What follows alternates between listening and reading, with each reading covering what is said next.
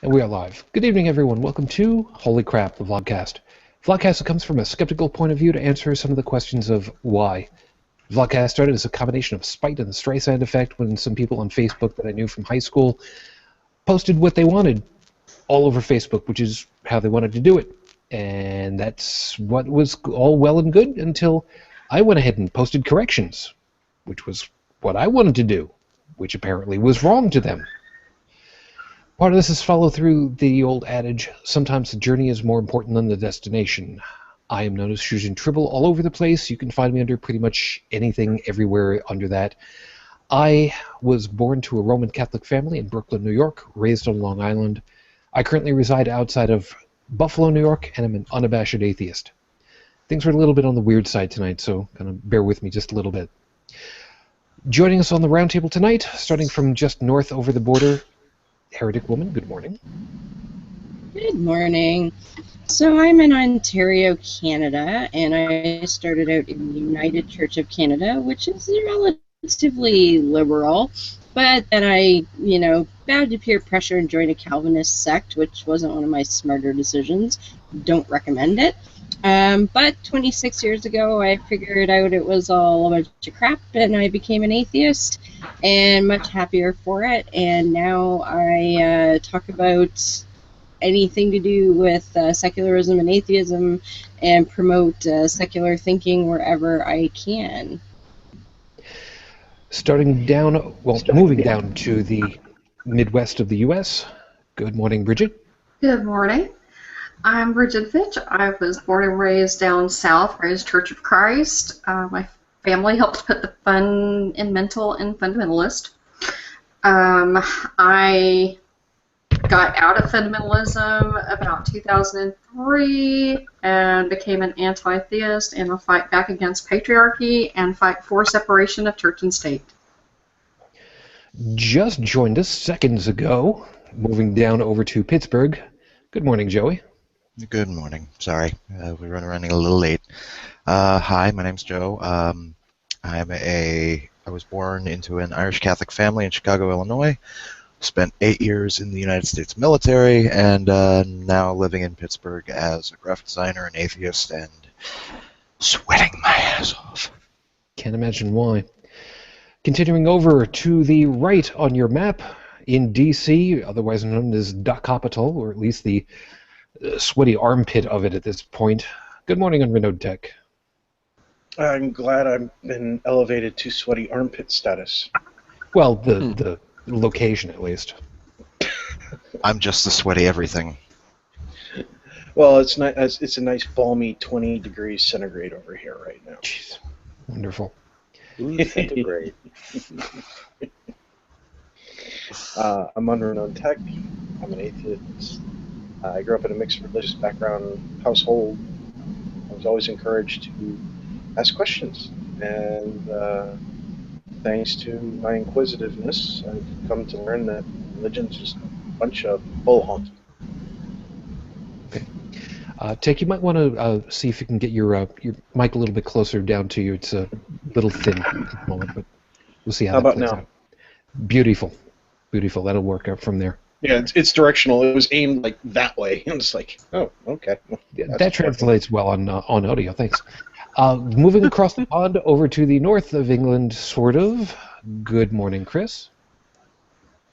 Oh, good morning, Shujin. It's Chris coming from the south of England for this week. But I was born into a sort of nominally Catholic family, but the upbringing never really took, and always had a sort of an interest in sort of science and logic, etc. And was fairly quiet and just ignored the whole thing until probably 3 or 4 years ago, when I started seeing the harm that irrational thought and false beliefs of all kinds were doing in the world. And going south from there over into France. Good morning, Joseph. Good morning.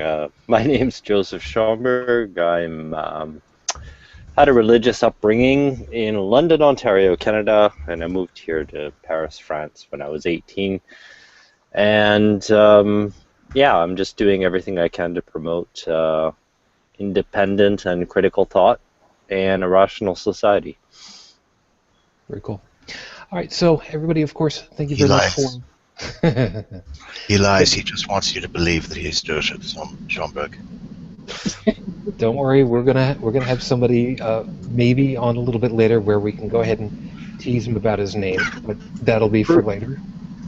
Prove I don't exist. Don't start with me, man. Well, I you can see, hang for all up you on know, if you're never- just the brain in a jar. Oh God, we're not really gonna start with this yet, are we? Come on, we've got an hour and a half ahead of us at least. We're all get to that. brains in jars. Whatever I am, I'm just doing my best to deal with it. Amish Wolverines! Amish Great. Wolverines! Start that one early enough. Okay, fine. Those of you that are watching live, of course, thank you very kindly. If you would like to take advantage of the question and answer system on the Google Hangout, please, by all means, let us hear from you. If there's stuff that's just social stuff, eventually I'll get rid of it, of course, to make room for the actual questions, please. It's just business. It's not personal, no matter what Mikey might tell you. Some people get that reference. There's a joke in there for you. But Katie and Beth, we do see you both over there, so hi. Let's just go get things started over here with apologies to Noah, Heath, and Lucinda from the Scathing Atheist with 5 minutes on the clock. Your 5-minute freestyle starts right about now. I don't know how many of you can do the math in your head, but let me paint you a picture. If we as skeptics were to say that something is proven 4%, there's 4% positive to the expectation that something is real and true. That's pretty much a small percentage. I'm pretty sure we can all agree with that. 4% is pretty small. And where did they get that number? Well, hold on. If you were to take a dollar bill, which is broken up into 100 cents, that's 4 cents. That's actually more in tax dollars, money-wise, that then goes to NASA on a yearly budget. But look what NASA does with that. I digress. If I were to say that I had a list of 88 possible outcomes, and 4% of that list has come true, normally speaking, that would be pretty low on the expectation of this is a real thing. But when we're talking about lives, this is now a whole different ball of wax. This is an entirely different thing. There is a list out there somewhere for 88 bloggers, real-life people who are maybe not necessarily anti-theist, but might be questioning, or at the very least skeptical.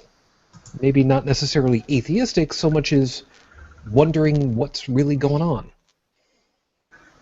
Well, if there is that list of 88 individuals, and it's a list that says these are people that are supposed to be killed, and 4% of that list has already been fulfilled as we need to kill these people, you need to kill these people, admittedly, that's not really proof that this list is actually what it is. I mean, it's entirely possible that it could be just part of the bell curve. It's part of the background noise. I mean, there's a lot of times where, a 3% margin of error is expected, or even larger. So it's entirely possible that this list of 88 individuals, it could just be a happenstance. But for these 4 people who have all been on this list, to have all been murdered, yes, that's the right word for it, murdered, by being hatcheted, macheted into pieces to death, which is usually what occurs at that point, all inside of a few months. That then pushes that 4% into unacceptable territory. 1%, even one person off that list dying, okay, yeah, a list of a bunch of people, somebody is liable to die eventually, just from old age. Maybe you stepped out into traffic and got hit by a car. I mean, it happened to Stephen King. It happened to Sam Kinison. But when we're talking about murder, that's a different area entirely, especially when you consider specifically having arms hacked off, hands hacked off, people being killed in the most gruesome of methods and in front of their family, people having their houses broken into just so that a mob can come in there with pitchforks and torches ready to go ahead and storm the castle and kill the beast inside and the man who brought him to life with lightning. You remember that story? I do. It started off as somebody's nightmare that got turned into one of the most enduring stories that's been told over and over again. It was a beast that had nothing wrong with him other than he was born and didn't understand some of what he did. So what happened? People didn't understand. People were afraid. People found a way to kill him for no other reason other than he lived. There are still roughly 80 plus people on a list that is circulating around who need your protection. These are your people. Whether you agree with them or not, they are your people, they are your charge. You took an oath that you would protect them. We've got something going on over here too in the States. And I'm going to answer them both with the same phrase. Do your damn job. How many of us does it take for you to finally realize?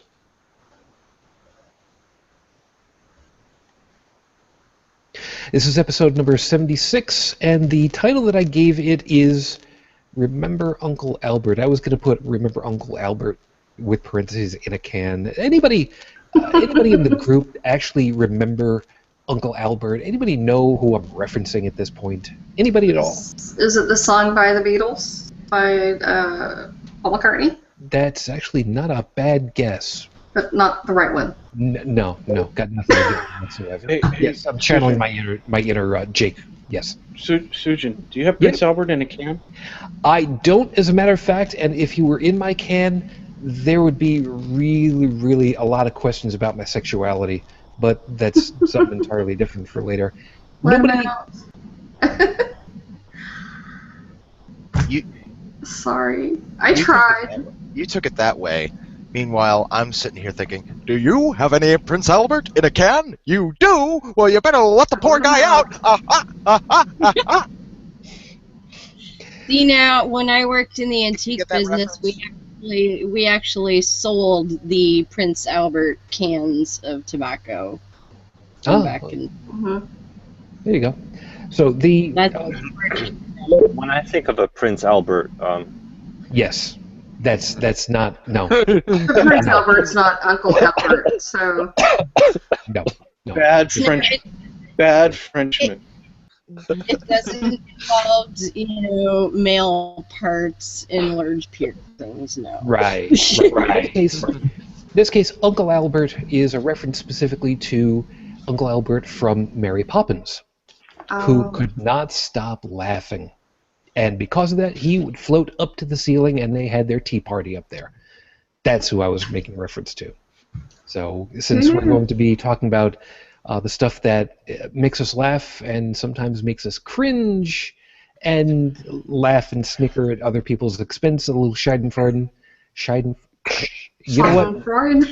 Yeah, some of that. No. Schadenfreude. Sure, we'll go with that. Place your dog. Sherry Bobbins? I'm good at catching mice. Sherry Bobbins! I was supposed to be married to her back when she was blind. Well, Of course, when she regained her sight, that was all over. Oh, it's good to see you, Willie. You didn't say that the first time you saw me! That's wonderful. We'll see about that. Anyway, Yeah, that one was all over Facebook and Reddit. And... It's The Simpsons. What do you expect? I haven't seen it. Anyway, let's take care of the usual Dude, you business. opened that can of worms, you know. I know, and we'll get to all of it in a couple minutes. Let's start it off. Heretic woman, Rafe Badawi. What is the current status for him? He is still in jail in Saudi. Which means, as of the recording of this show, it is now 3 years, 2 months, and we are still waiting, and we're still hoping for you.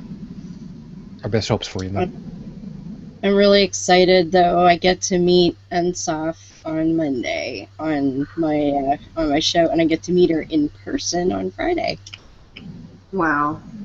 Very cool. And of course, on behalf of the panel, please, pass along our well wishes and best hopes. Absolutely.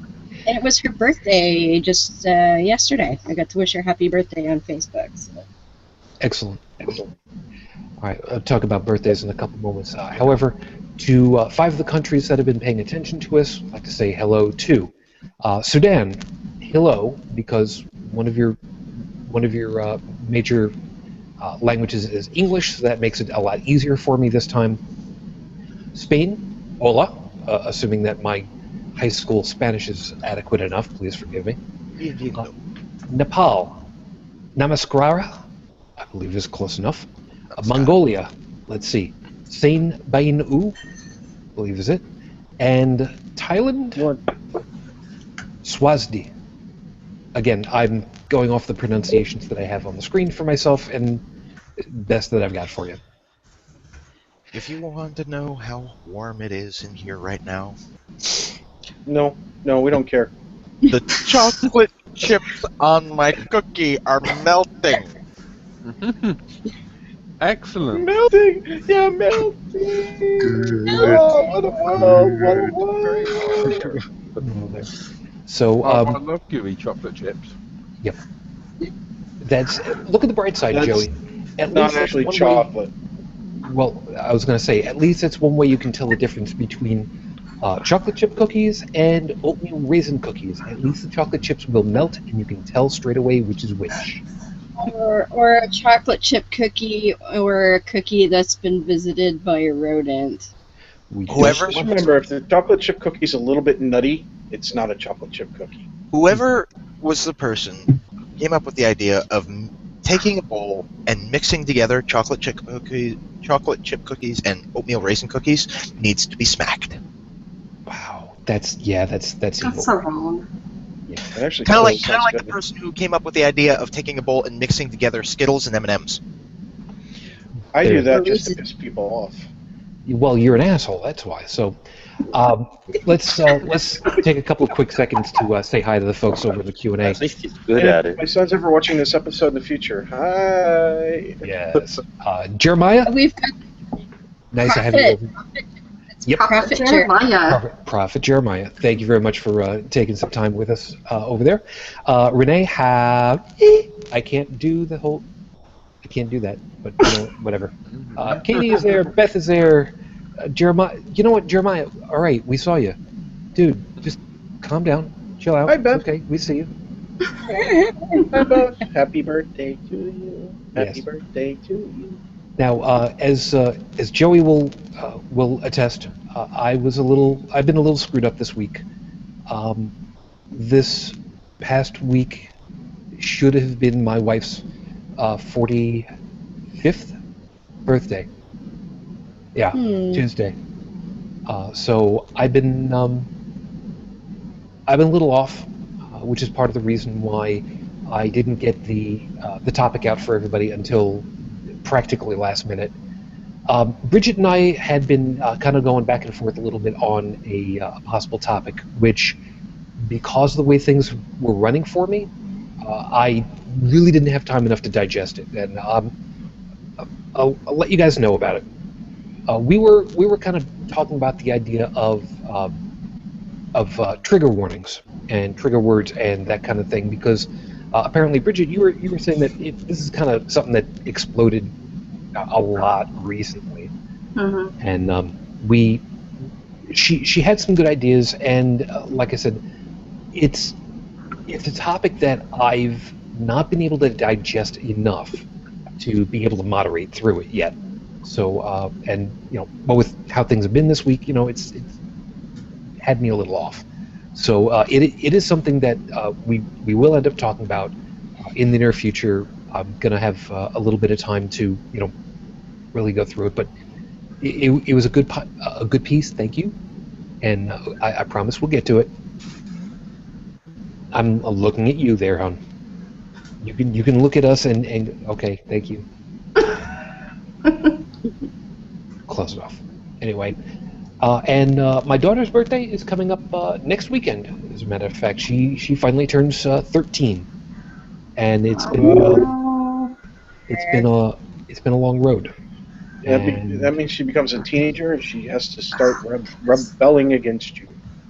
See, you would think that, but not so much.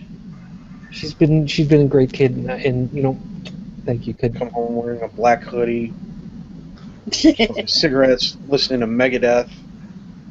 Dude, that's bad. I didn't do that till I was 23. So it could hit later too.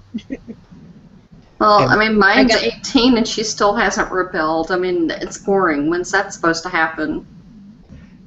Well, like I said, I was 23 when I started smoking. I got my nose pierced. I got a tattoo. I went to goth bars, and 23. Yeah, and look at her now. She turned out perfectly fine. I mean, I was 15 when I started rebelling. Now's a good time to bring out the water bottle. Yeah, No.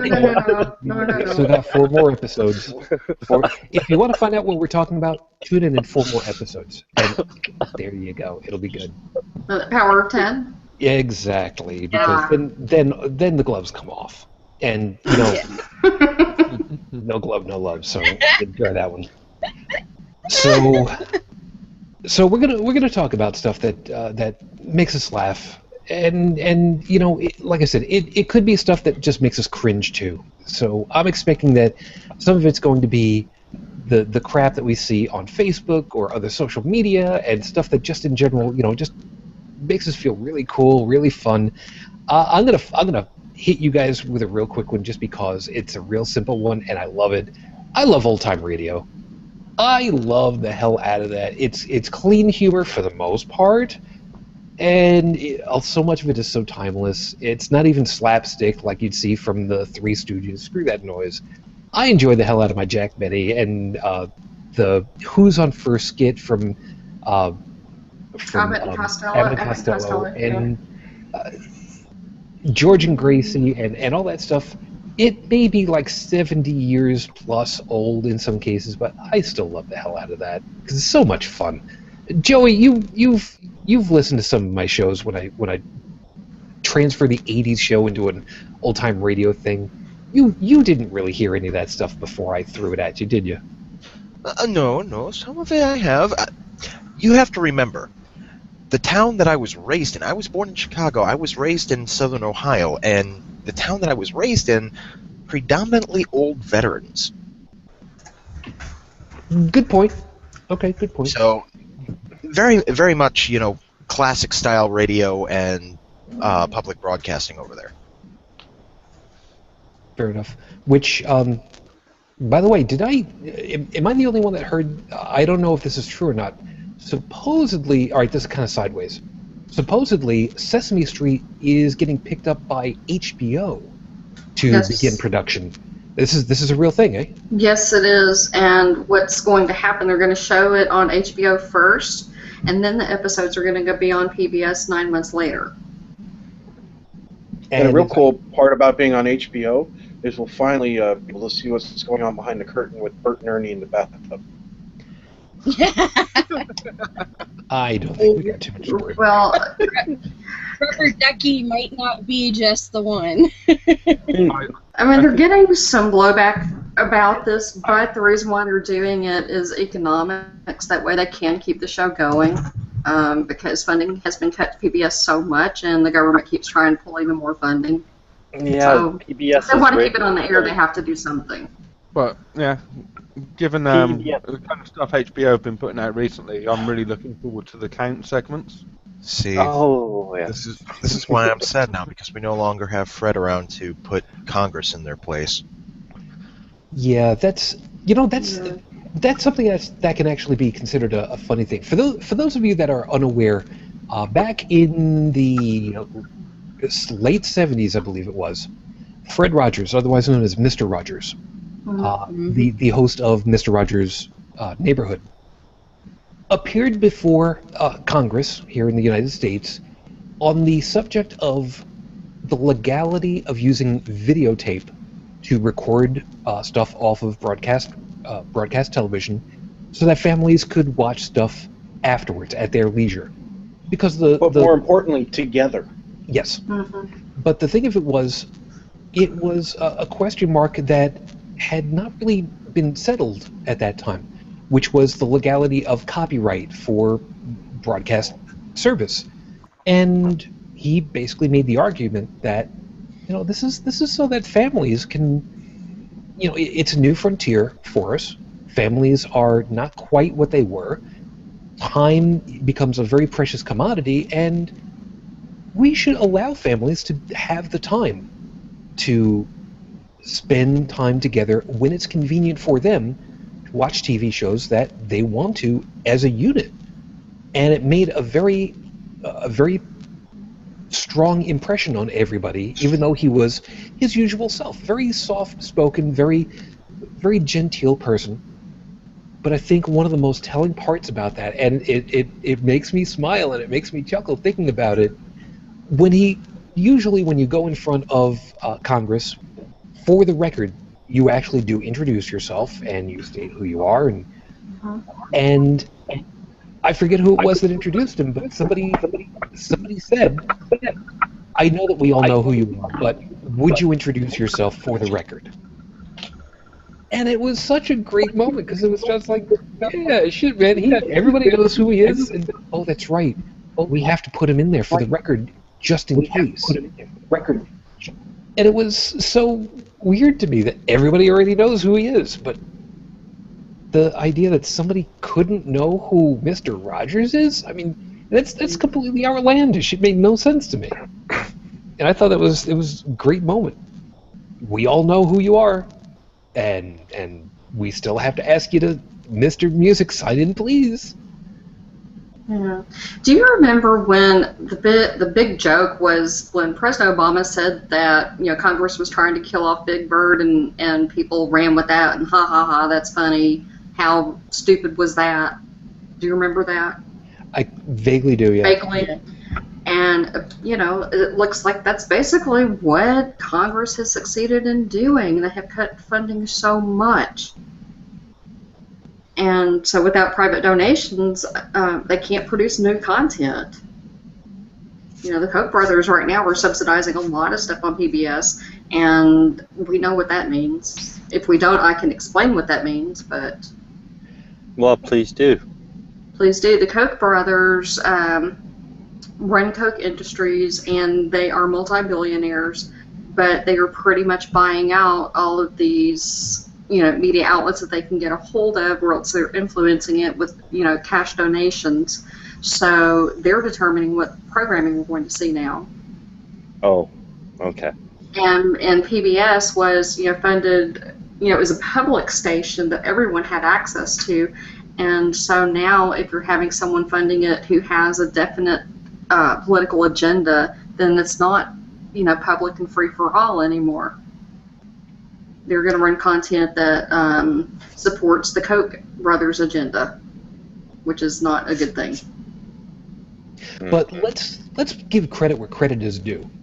HBO didn't have to step in and say, "Let's do this." They just No, did. they didn't have to. And how? I mean, like I said, credit where credit is due. How cool is that? That they're going ahead and they're saying, "You know what? They're going to save Sesame Street." Yeah. I mean, but if HBO had not done that, then it would be gone. And what a tragedy would that be? I wonder what would have happened had Netflix actually stepped in and took a shot with it. They might not have. There's no guarantee. Had HBO not stepped in, it may have just died off. And as it is now, even with the HBO deal, they're cutting the episodes from 1 hour to 30 minutes, which I think is really sad. But it's better than nothing. Wow. Yeah. But it's better than losing So- it altogether. Is it just they didn't have the funding for it anymore? Or? Yeah, I mean, that's why they had to take the HBO deal, because it was either that or they couldn't afford to produce the show anymore. Yeah, It wasn't exactly a high-budget show anyway. I've had 3 of my favorite radio shows get cut on Radio Lab. Well, they're not dead, but they just don't have the funding to do any new shows, and they're on NPR. Yeah, it's ridiculous the cutting in funding. Yeah. That well, oil corporations are getting tax breaks. That's ridiculous. We're having Did you problems see with if- NPR here too, as well, Joseph. Can you see if Microsoft was able to get in there and do the predominant funding of Sesame Street? We'd see Elmo instead of Clippy on Microsoft Office. I see you're trying to write the document. And you know, and as a very confirmed Linux user, I would fund that. Any opportunity to kill Clippy Bill would Gates, be fine by do me. you hear that? Bill Gates, you hear that? Replace Clippy with Elmo and fund Sesame Street. You'll be famous for it. It's another means of indoctrinating people into Windows. You know what? We can always work around that. Anyway, But on to happier things. yes, on to happier things. Since you mentioned about inoculation, there was one picture that I saw. I didn't save it. I couldn't at the time. I was on my phone. That I saw where it was a billboard that had been that was up for an anti-vax group, and somebody had to do a photo manipulation on it to put some text underneath it, because somebody had spray painted on this anti-vax billboard that said, contact us for information, got polio. I saw that! Was And- it not and- excellent? Yep, and the text that somebody had written for it was, well sprayed, sir. Well sprayed. Well sprayed. And it was like, yeah, man, that's just the way to do it. Mm-hmm.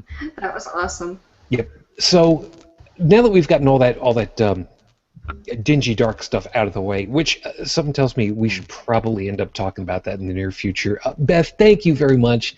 I almost forgot about that. That's right. We're the crap crew. Yay!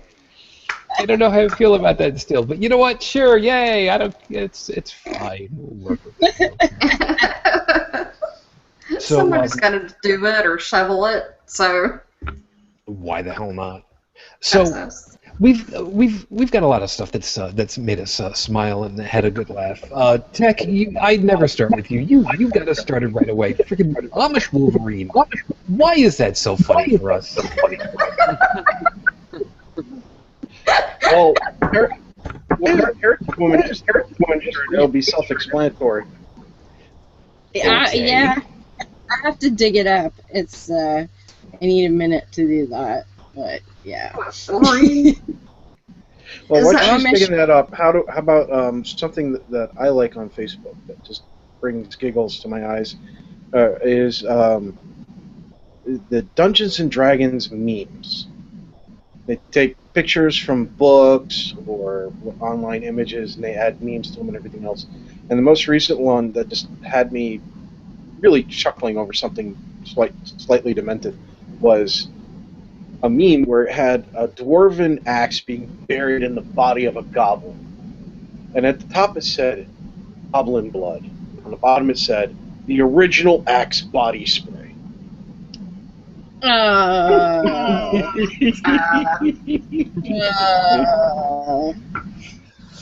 Boo!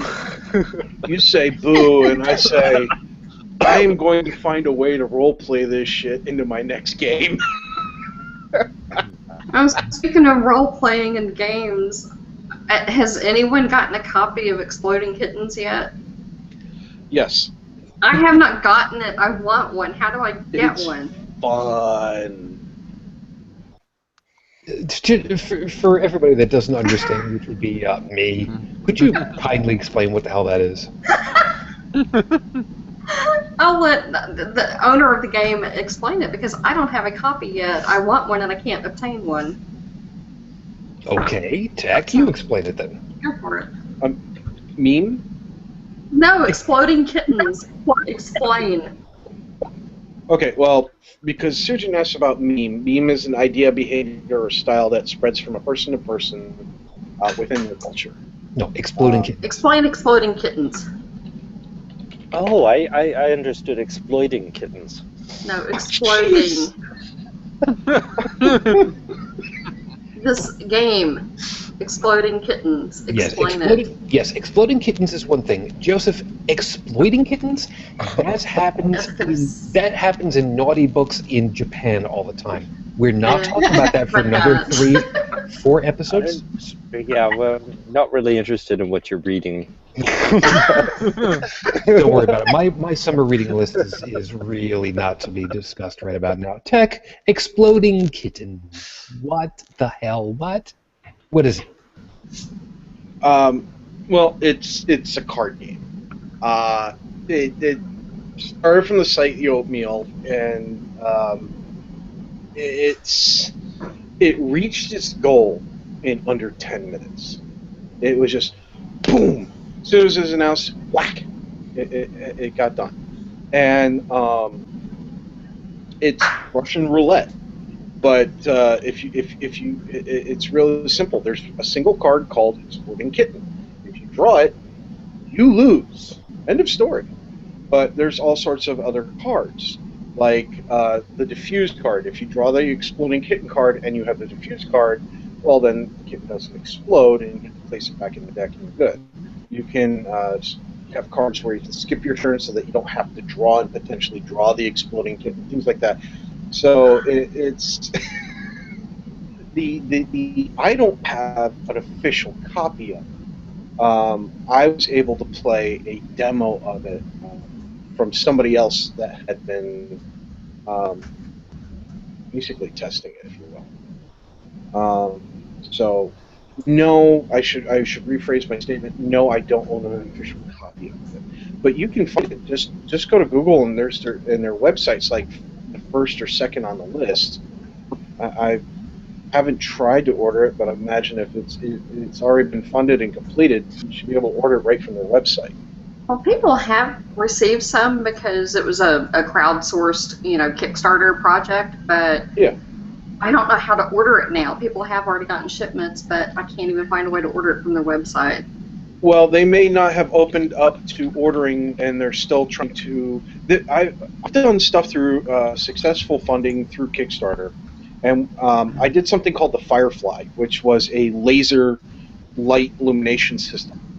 And after it was completely funded and developed, and they had their little setback, but they got through them and they finally released the product, they did not open up sales to the general public until they had confirmed that every single funder, or every single person who provided funding who was supposed to receive one, did in fact receive theirs. Then they opened it up to the general public. So you may be experiencing the same thing here. Check their Kickstarter, send them an email. They're pretty good at responding. Give them a shot. Yeah, I do know some people that received theirs, so I will have to get pictures and all that for future reference. I thought you already had your game. Sorry. No, I don't have the official copy. Okay. And by the way, I want to make a real quick... I misspoke. Sorry. It's okay. I know that we've already gone ahead and said hello to everybody over there, but Xenotropos, holy crap! And forgive me for using that. Hi! For those of you that don't know, Xeno is watching right now, and she chimed in and said, hi. Well, hello to the crap crew. That's cool. Thank you. First time listener, watcher. Thank you, hon. I've actually had the opportunity of meeting Xeno at Fertile Equinox a couple times. She was guest of honor once, which was really cool. And hi, God, I love moments like this. Yes, I get to geek out just a little bit. It's my show. Shut up. Leave me alone. Heretic Woman. Oh, speaking of basically furry stuff. I was at the comic book store today down here, yesterday, getting some stuff for my son, a whole bunch of comic books for him and everything. And I saw a couple with a little girl who, one of them was wearing something fur related. And I had asked him, so are you going to Anthrocon? And they're like, oh, well, we're going next year. And I was like, well, have you ever heard of a guy named Suchin Triple? And I'm like, yeah, we've heard that name a lot amongst our friends. And it's like, well, if you ever see him, go say hi. He's a really great guy. I know him online. And just tell him Tex sent you over. And they're like, okay, great. Seriously? Seriously, dude, I sent you some fans. There's obviously something wrong with people's ideas of what's worthwhile. You're popular, dude. You got to give yourself some credit. You are popular. Well, For all the right course he reasons. For the right reasons. And when Side 10 Bruggen comes knocking on your door asking for a debate on your show, you'll know you've made it. Totally do that. That would be funny. That could be. Heretic Woman, you know what, since you got it up over here, yeah, Amish Wolverine picture. There you go. That's why it's funny. Think about it. Were you there? And, in Wolverine's case, he might have been.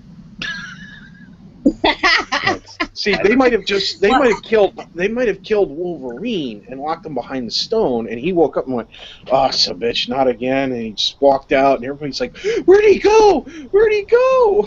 So I'm done telling these people to be nice to each other. Just kill everybody and cut off your foreskin. Every time I hear the word Wolverine, I think of Red Dawn, the original '80s version. Oh my god. Oh yeah. I tried to watch the new version of it, and I was like, I turned it off halfway through. I haven't seen the new one. Old bad enough. I have another version. I did another version of this where instead of "Were you there?" it says I have a book. I have this book. Yes. I have a lot of books too. Yeah, so everybody on the audio feed is understanding. It's a photoshopped picture, poorly, of Ken Ham's face on Wolverine's body. Hold on. You didn't exactly match up the coloring of the light source or anything. So Joey will back me up on this, right, Joe? You'll do that, wouldn't you? You'll back me up on this. He doesn't give it. He's just giving me no. Okay, but the point of it is, it's a reference to something that No Illusions had said on The Scathing Atheist way back when. And he compared Ken Ham to, because the way he looks with the long sideburn whisker beard thing, he looks like an Amish Wolverine. And the term has stuck, and we've kept it almost every episode. There have been a couple of exceptions, but almost every episode we try to sneak it in there. Sometimes it's not exactly snuck in. Sometimes it's just right there in your face. So have fun at that one. So since you got... I even went to the trouble of finding the Wolverine font for this. Okay. Which we appreciate. Font? Well, there's a font for everything. Yeah, it's the title font used in the titular comics. Like his particular comic series, separate from the X-Men and all that stuff. Huh. There are fonts for these things. If you look at the comic books, when you have one series of a comic book and you look at the titles are all in their own identical font. Huh. Okay. So, since I got you up at the moment, Heretic Woman, besides making fun of Ken Ham, what else is giving you all kinds of fun, happy, joyful moments? I'm trying really hard to be careful of what I say because I'm a little on the side. Of course, well, actually, Katie made a nice post on my wall today with some candles that would accompany my water bottle rather nicely. Yes, but we're gonna have to wait a couple of episodes for that. Yeah.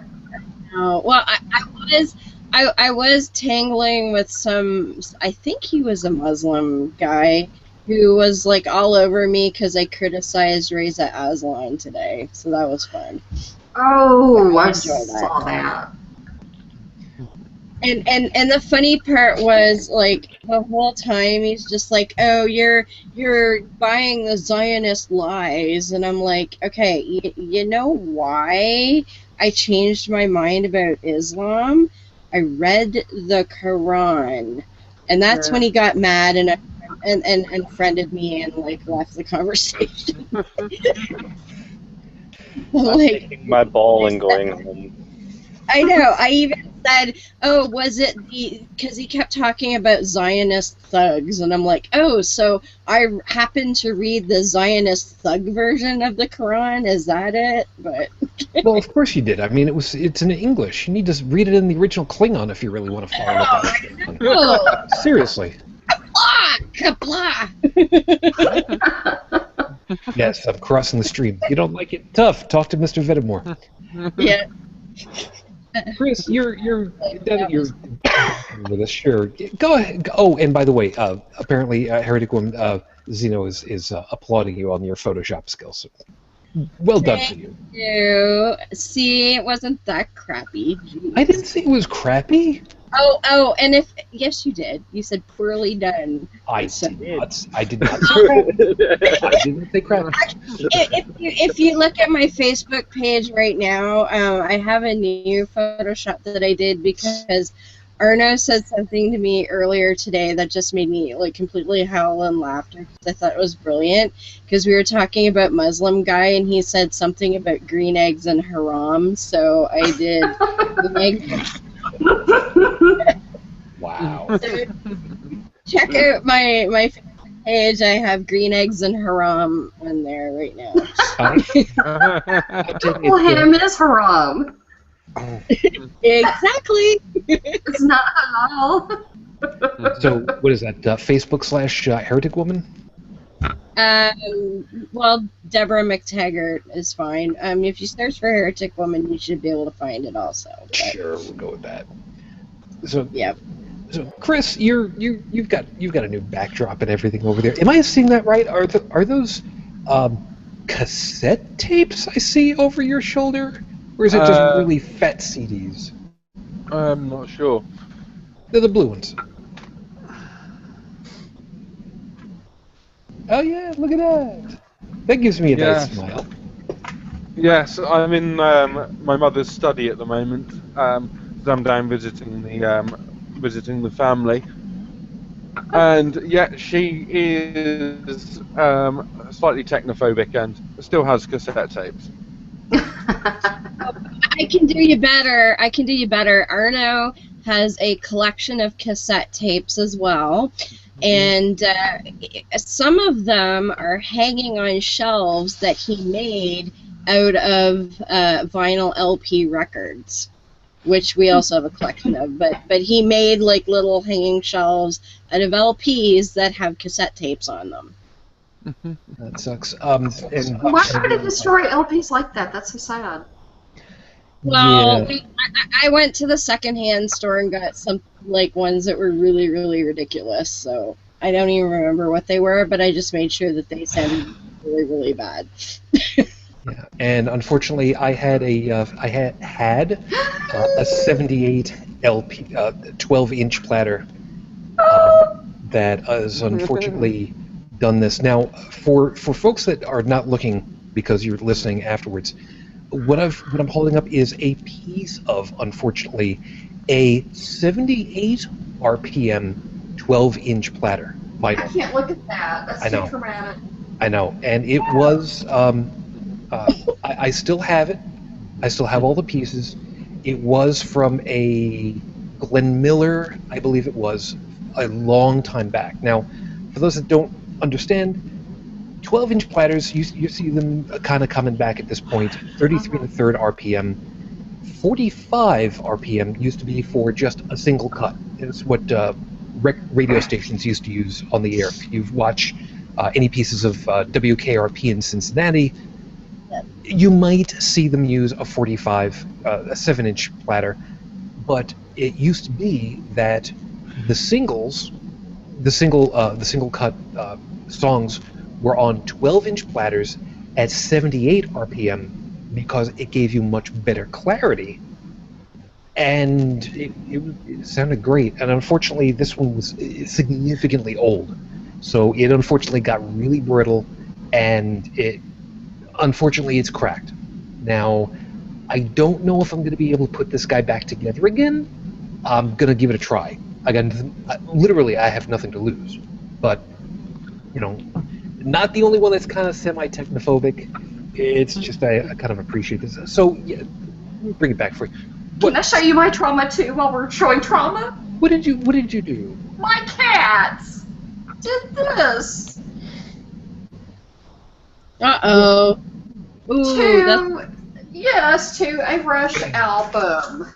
And Uh-oh. this. Ooh. The cats wanted to die, obviously. If anybody's looking, those were LP sleeves that have been horribly chewed Chewed by... by cats. Yeah. Multiple cats. Oh dear. But you need cats with better taste in music. I think that's exactly what they were trying to do. Those are like my favorite LPs in my house, and the cats stomped on them. Of course, they didn't get anything I don't like James Taylor. Of course not. Okay, yeah, but they could have peed on them or something. They probably did. I haven't sniffed them. Cats like disco. I guess. So, Has anyone No, they seen have not been peed the on. death metal cat on YouTube? No. I think I vaguely remember that. So let's leave it on you for a minute, Chris. What besides death metal cat? Apparently, what else is something that's been making you smile and have fun, laughing and? Recently I've something that's been making me laugh a lot is YouTuber called Cool Hard Logic. He did a 10 or 12 part debunking of geocentrism, which goes and a couple of other complete lunatic beliefs, such as people who believe that the moon is a hologram, put in the skies by the CIA or someone to control everyone's mind. Can you put up a link for that? I will get a link in the chat in a bit. But it's just looking at what the logical consequences are if the universe was geocentric, with planets zipping backwards and forwards in space and changing directions and all kinds of other things, is just had me laughing at the insanity of it all. Like, why? Why would somebody do that? And it's also something where that you're cringing inside that that in the 21st century, in a civilized part of the world, you get people that are so misinformed and deluded to actually seriously believe that, I don't know, aeroplanes are demons or something. Well, there are people who still think that Milli Vanilli are actually a legitimate musical group, so sure, yeah, I can totally believe this. Cringe.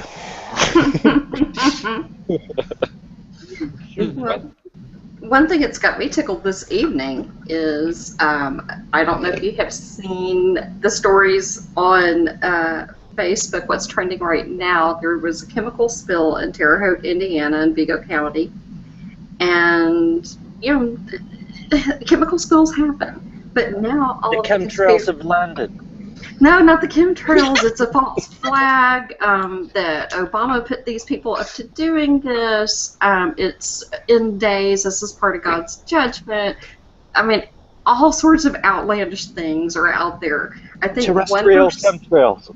I mean, 1% of what I saw was legitimate news stories from the local TV stations, and the rest of it was from all these off-the-wall conspiracy websites. It's funny.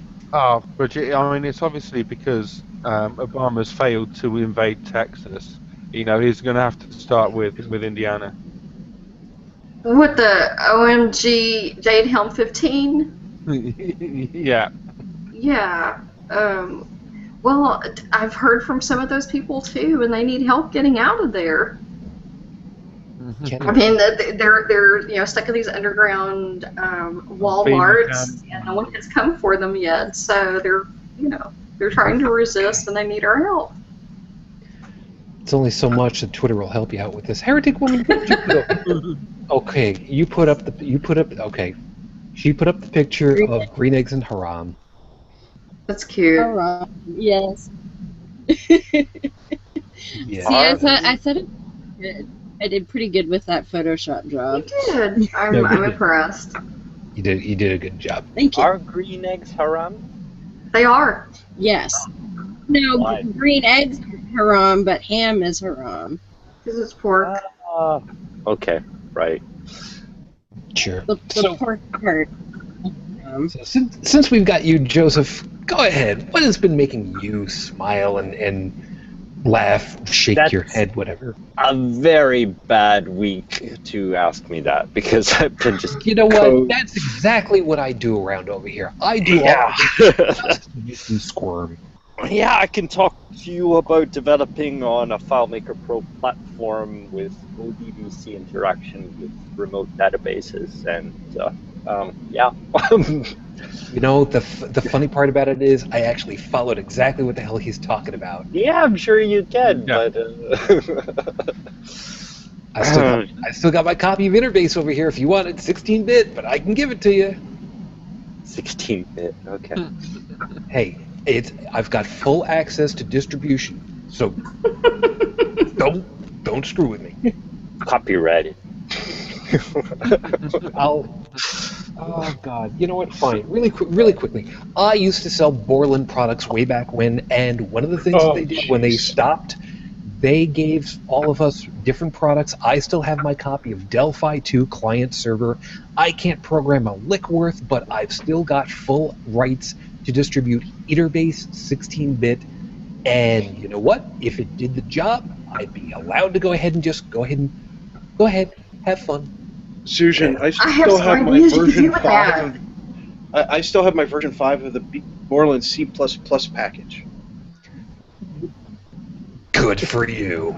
with the big thick book, like 5-6 inches thick, with like 20 floppies in it. What have I done? You just I opened it up. don't You know know. what? It's back to you. It's back to you. Go ahead. It's Frankenstein said the same thing. Yeah, exactly. What have I created? You would have an enormous Wrong schwanz. with that, though. You could do like reenact, classic literature using 16-bit characters, and do like a little 3-minute thing. That would be cute. Sure. We'll do it in ANSI instead. That'll be fun. Joseph, save me. What's funny? What's the matter? What's wrong? What's got you all kinds of upset? What? Oh, nothing. All right, fine. Moving on. Next person. Yeah. Go. No, really. What? I mean, there's got to be something that has been at least giving you some kind of a smile. I mean, you haven't killed yourself or anything yet. No, pending. Brilliant.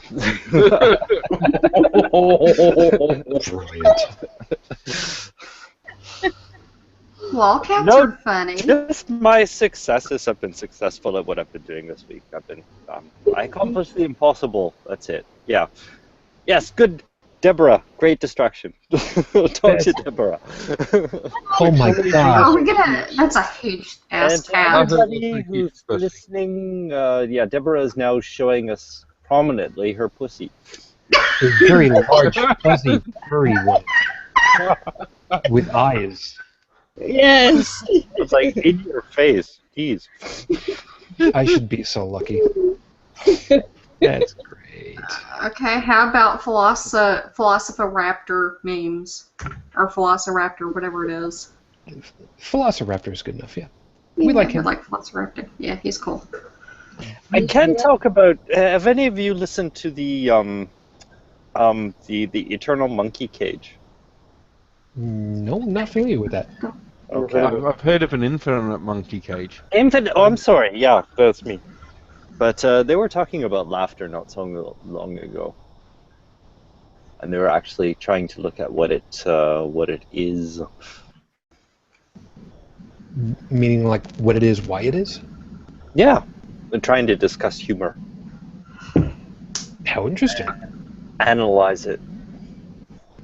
All right. Well, you know what? If we can find the link to their show I'll put it before. up for you if you want. Okay, sure. I'll add that to the show's information. We'll add that for later.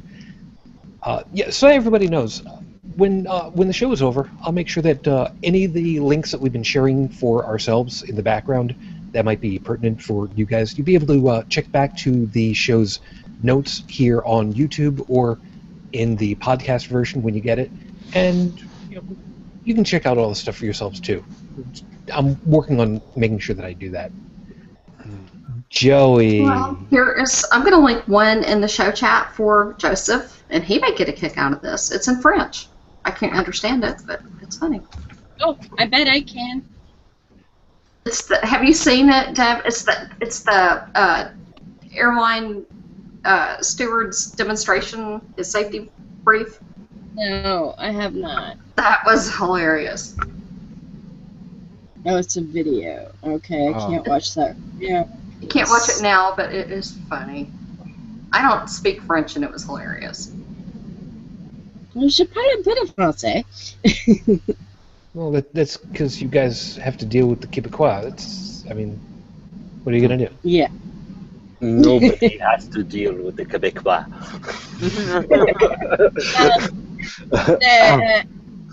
The black Quebecois has to deal with the Quebecois, but nobody else does.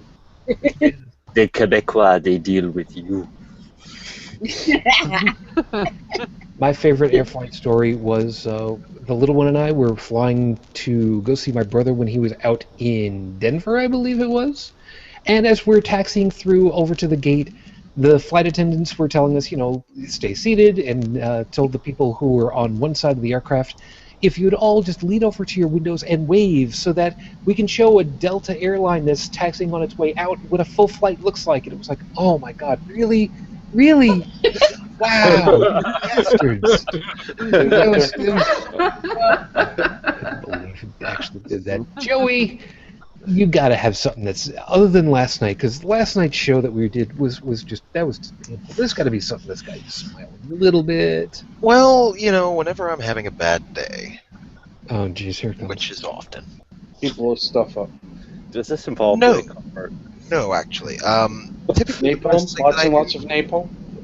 Typically, the first thing I do is go over to this one website that I discovered a couple, I'd say about half a year ago, and I've been browsing around it ever since. And yeah, there's a lot of stuff that just gets reposted there, but it's still, I come across stuff eventually that makes me laugh. It's called Funny Junk. And it's just your typical random image board or whatever. I have to say, though, 9 times out of 10, the thing that makes me laugh the most isn't the actual content that's being posted, but the comments that are being put onto it. Oh, God. I just cannot stop laughing. I would go and find you an example, but let's face it, once I start, I can't stop.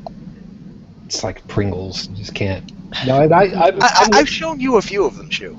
Well, yeah. One of the things that we were talking about doing for one of the Friday night shows one of these days, which is a completely separate animal, was we would go look through Amazon, try to find some of the most bizarre items that we could, and go looking for the commentary that people have had for these really outlandish products, and just. Oh, the reviews are brilliant sometimes. The guy is always posting up there. But The banana slicer. Oh my God, that was funny. we have, oh God, we have found some interesting products over the years, or I should say, some of us have. Joe, what do you think? Should I make reference to the butter machine, the butter press? No. Oh, I did want to see. We promised that we would not discuss that anymore. Actually, we promised we wouldn't discuss it on a Friday night show anymore. But Chris, you go ahead, and I'll decide whether or not I want to risk it. One of the most amazing products I've ever seen, and I would recommend this to anyone, was a particular vertical chicken roasting device, which was insanely phallic in shape. And the idea was that you'd stick your chicken on top of this device, and it would sit there with its legs dangling and roast away in your oven, and it's just most it combines everything from being completely obscene to being utterly useless. And how anyone could honestly market this with a straight face, I don't know. Perfect for the wife for your long business trips. Okay, so what I forget who it was who had found it, but somebody had found out that there was a product because of one of our top lists one night. I know, Joey, you're going to hurt me for it later, but tough. The description for this product, which was a butter press, so that you could put butter evenly on your corn on the cob, which is, a great thing. To just give you an idea, it's a big syringe that you put a stick of butter in, and you squeeze it, and it just lets out a ribbon of butter that's nice and even. That way you've got the idea. Now, Shujin, continue. However, the product description was what got us to say we should never ever say this on the air again. But that was only for Friday night shows that we do. It wasn't necessarily the product description, but rather how somebody commenting on the product described it. Because they said that with a regular stick of butter, it would, and I quote, ejaculate a 10-foot ribbon of butter. That's hot. I swear to Christ, that's exactly the way that it was described, and we have a list around here somewhere where we're not allowed to say that on the Friday night show. But it's Saturdays, Sunday, whatever the hell it doesn't. That's taking Last Tango in Paris to a new level. I'll take your word on that. Bridge, what are you showing over here? For the people who are not visual at the moment, what was that? What is that? Put it back up on the screen and describe it. Otherwise, you're not allowed. You got to bring enough for everybody in the class. Okay, let me see if I can pull it back up again. I don't ever want to hear this. Chris mentioned the Euro Club. I found this in a local store just this week, Chris. Just so you know. And explain this. It's a they call it the Pro Golf something or other, and it's a little piece of green AstroTurf that goes around the toilet with a small little hole, and you can putt while you're relieving yourself. I wonder if and it even comes one of those. And there is a very lovely marketing picture of a gentleman using the product. It's probably a stock photo. It's called a poop putter. It comes with a do not disturb sign for the bathroom too, so Do not serve? What is it? Also come in test form? I don't know. And this is an actual it's a surplus store that it carries all manner of goods, and yep, they had this sitting there on the shelf this week. Wow, sitting on the shelf of a secondhand store, a clearance store, because it wouldn't sell. Wow, imagine my surprise. Bridge, did you find it? Yeah, I'm trying to do this again.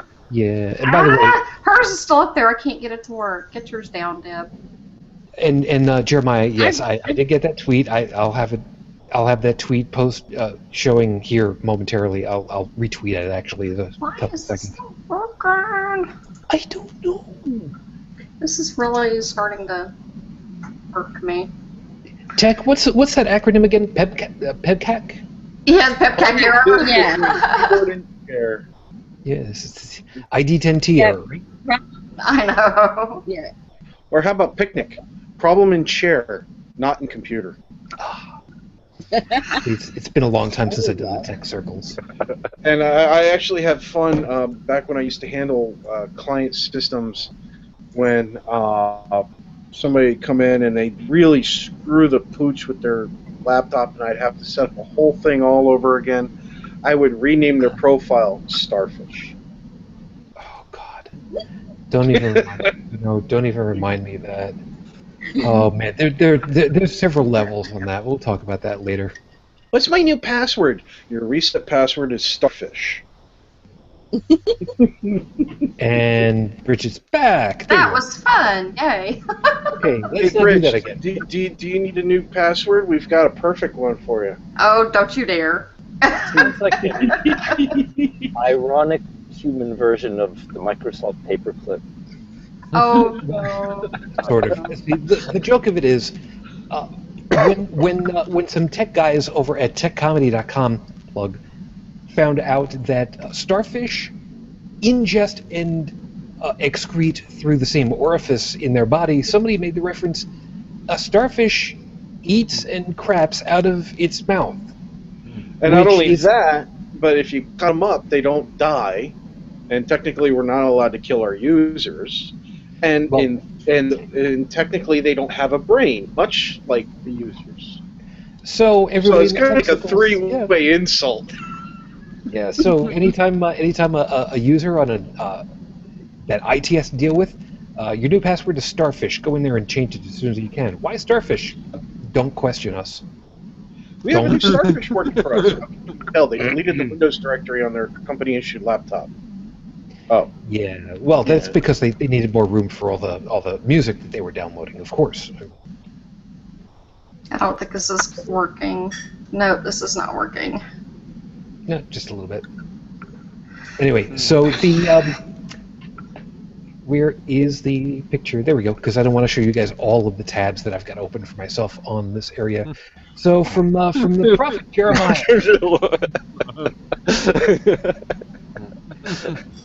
who sent over Velociraptor. After Noah got all the animals on the ark, could he then say, quote, "I've heard everything"?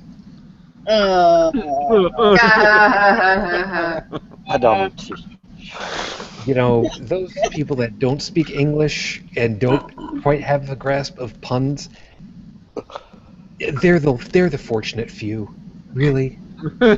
Just yes, I retweeted it. So if you go looking back, yeah. All right, so we've Here had we a go. good I got it. I got You it. did. You I did. did. Yay. She did it. She did it. I did it. So explain it for everybody. If you want to do it Okay. for you, lazy ass.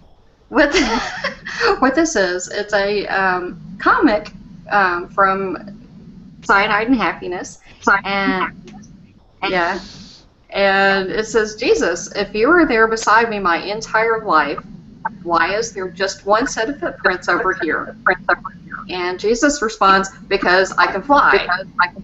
Because I'm MFing. MFing Jesus. But that's okay. And by the way, Katie, no worries, hon. You take care of yourself. We'll see you later. Mwah. Thank you for hanging out with us for a little bit. Stay safe. And thanks for the link, Katie. I saw it. Yep. Oh God. Jeremiah, you have to.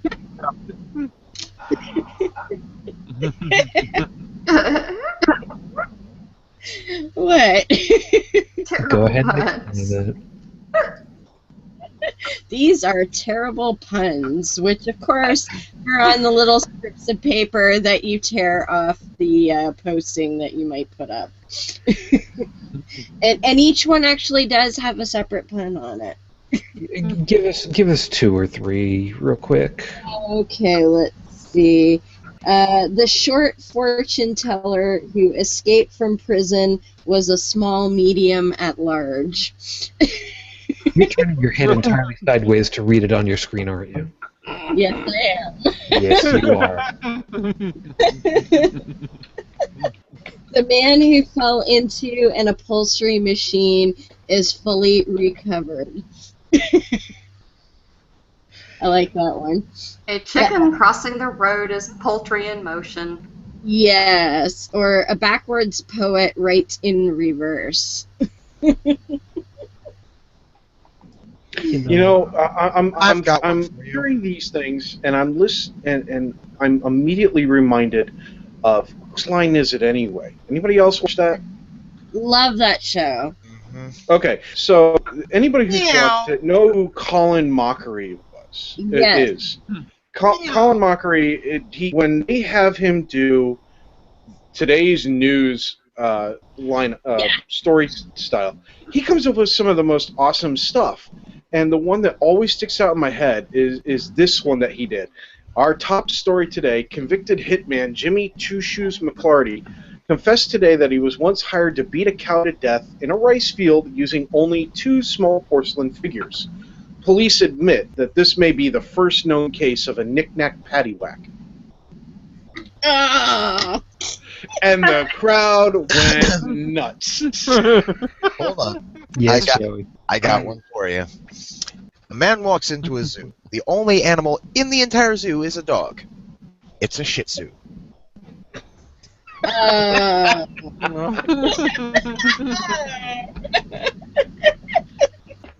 And remember, folks, points don't matter. Bravo. Bravo. Okay, nothing to do with puns, but there's a TV show. Wait a second, Heretic Woman. It's still on the air, if I remember correctly. This hour has 22 minutes, right? I believe so, yes. Okay. It's pretty hilarious. Okay, this hour has 22 minutes. Is a comedic take on the news, and Yes. they're talking about real pieces of news, but they are explaining it in ways that are really make you laugh about the absurdity of it all. No, it's not there's- quite the same as. Yep. It's satirical, yeah. Yep. They get away with a lot, and one of the items was Colin Mockery came down into the States, and he went to Washington, D.C., and it was an apology to the American people for kicking our ass in the War of 1812. And the thing that I remember the most about it was they had a shot of him from outside the White House gates. Imagine that, outside the White House gates? Sure, yeah, because why would they let anybody inside for something comedic? And he said, "We're sorry we burned down your White House. We see that you've rebuilt it. It looks very nice." And all I could think to myself was, wait a minute. When the hell did you guys kick our ass in 1812? Oh, yeah, that wasn't exactly covered in the history book, was it? No. And the White House at the time was pink. You know what? You guys did us a favor, so thank you. Thank you very much for that. I appreciate that. And most people probably wouldn't know, but the War of 1812 actually went till 1814. Oh, Shijin, I don't know. I think repainting the White House pink would be a great idea. It would stop all the Republicans from even trying to get into it. And it would provoke so much outrage. Or, of course, we could just keep turning on the lights for that rainbow color and just leave it there. Oh, they were furious about that. Oh, yeah. They could decorate it like that house that went up across from the Westboro Baptist people, that they did the siding in rainbow. You just paint the entire White House in rainbow and watch the Republicans run away like little cockroaches. I think we can say collectively as a group, we love the hell out of that particular story, don't we? I mean, We really, you bought the house just so that you could go ahead and just rainbow color it just to piss them off. I think Yeah, it that's a works. great bit of trolling. And not just that, but open an LGBTQ support home, like right there. You gotta love that. Joey, I'm looking at your face. You look like you're having a good smile about it. You come on. I know you've got something to say about it. I'm looking at you. We see it. I trolled Westboro Baptist myself when Fred Phelps died. I made a donation to the Trevor Project in Fred Phelps's name, and they got a thank you card. I think. I still find Yeah. it hilarious. Oh, go ahead. Yeah, one of the most amazing trolls I've ever seen was from the Satanic Temple, Oh God. who held a pink mass over Fred Phelps' Fred mother's Phelps' grave, wife. His mother, yes. which involved various same-sex couples making out and some kind of satanic reading, all on the basis that it was meant to make the Westboro Baptist Church believe that Fred Phelps' mother had been turned gay in the afterlife. Yeah. Oh, yeah. Yeah, as a matter of fact, I'm looking up something right now. The Satanic Temple recently unveiled their new statue of Baphomet, and right now I'm looking up for the contract. There we go. Okay, Yes.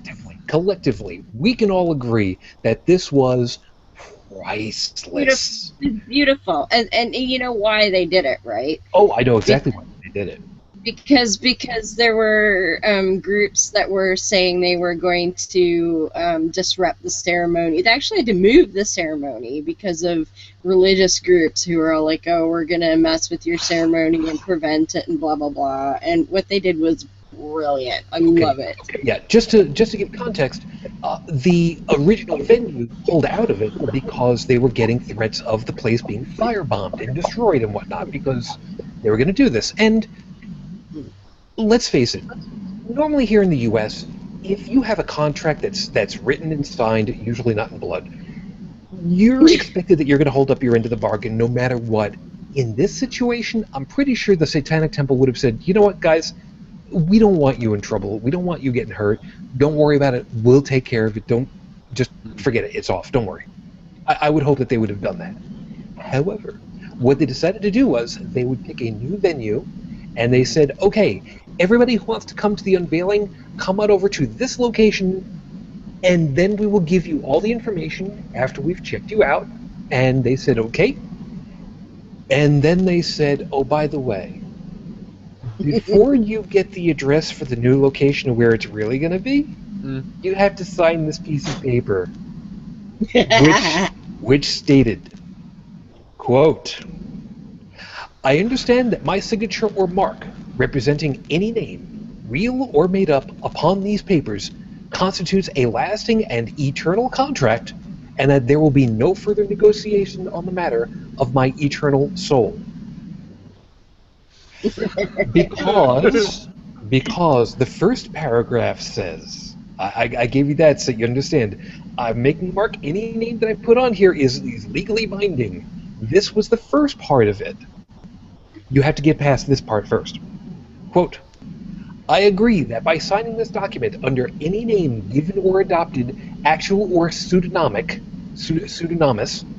I am hereby avowing my soul to Satan, aka Abaddon, aka Lucifer, aka Beelzebub, aka the Antichrist.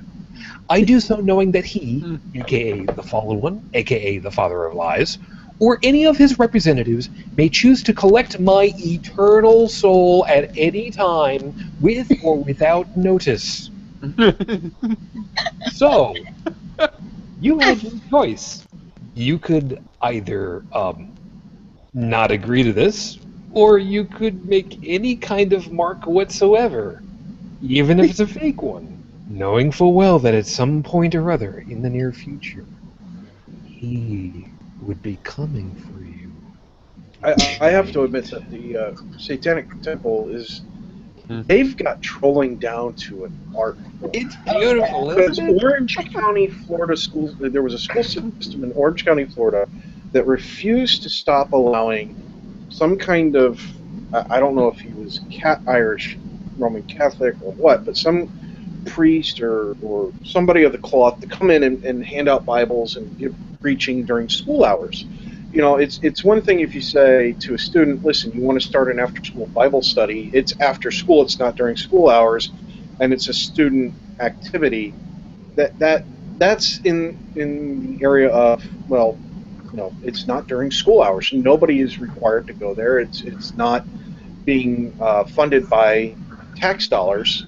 That's something entirely different. But when you have them coming in during a school assembly where kids are required to go and everybody's there and they're all being forced to listen to this guy, that's something wrong with that. And the school said, no, we're not going to stop it. And so the government said, well, fine, then you got to let anybody do it. And they're like, okay, we're okay with that. And the Satanic Temple said, really? Okay. And so they came up with this coloring book.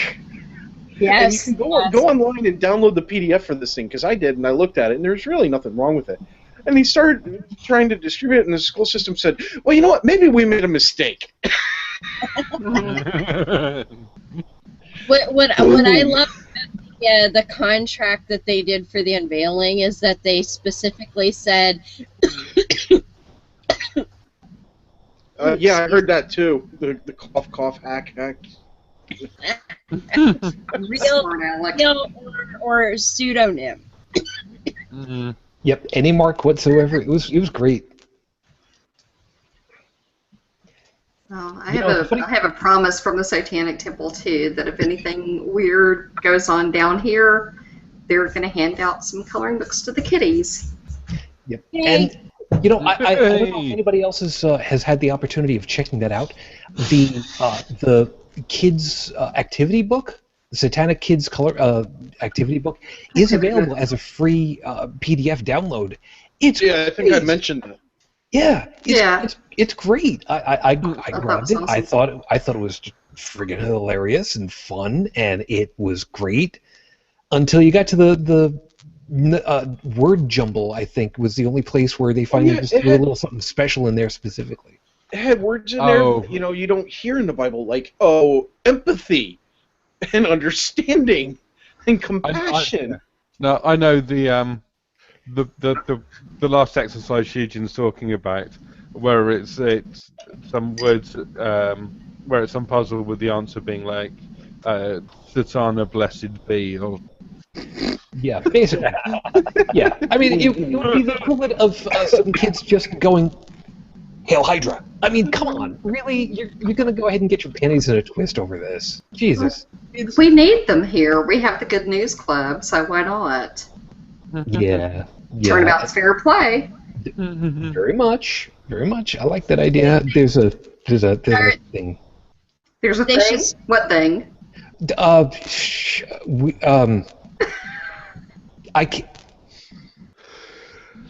I don't think it's safe for me to go ahead and talk about. I'll tell you guys off the air afterwards. Okay. But for the moment, I don't know that it's necessarily something I should put out there, at least not at this time. Okay. Well, they should start the even better news club, which is, hey, there's no God. And no hell. Yeah. You know what? Here's the thing, and since we're getting close onto the end of it all, what about that idea? What about instead of putting out there is no God, which, okay, yeah, it's not really the atheist way or the skeptic way. It would be the anti-theist way. But what about pushing out there? There's no there hell. is no hell. Yeah, there is no hell. Wouldn't that be a wonderful way of putting it, and see what kind of attention we get?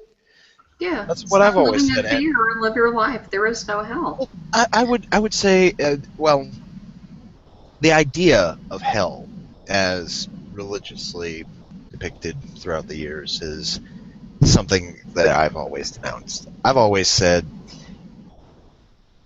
if you think hell is bad, think about it this way: we make our own right here. We don't need any help with that. Well, and if you think about it, I mean, I'm a mother. There is nothing my child, actually I have 2 girls now, there's nothing that my children could do that would warrant me torturing them forever and ever and ever. Nothing. Wait a minute. To now. You didn't look necessarily pregnant last time we saw Oh you. What no, happened what the is last- it? I have a, What I the- have a, I have a bio daughter and a foster daughter, and they're both the same age. They're 3 weeks apart in age. And even though one of them technically isn't mine, she's on loan to me. There's nothing either one of them could do that would make me torture them forever and ever and ever. Nothing. So you blaming the other one for the stretch marks too? Or, No, just the worry lines. Okay. The gray hair. You great? No, she doesn't have any gray hair. Well, I took Gabby. I'm not giving the last name, but I took Gabby when she was 17, and that's a rough age to take someone unknown, But it's working out. She's a good kid. I have a few more wrinkles, but that's okay. It's a fair trade-off. Yeah, it's not a worry. I mean, with all the other ones, who could tell? It's not. It's just. Don't worry about it. Is that what you're saying? There is an old joke. There's an old joke that was on radio, which was, "You've got kids? Yes, I've got 3. Oh, what have you got? I got a boy and a girl. You got a boy and a girl. You said you got 3 kids. What's the third one? It's so the young. Who husband. can tell?" Completely just blew that out of the. Thank you. Thank you so much.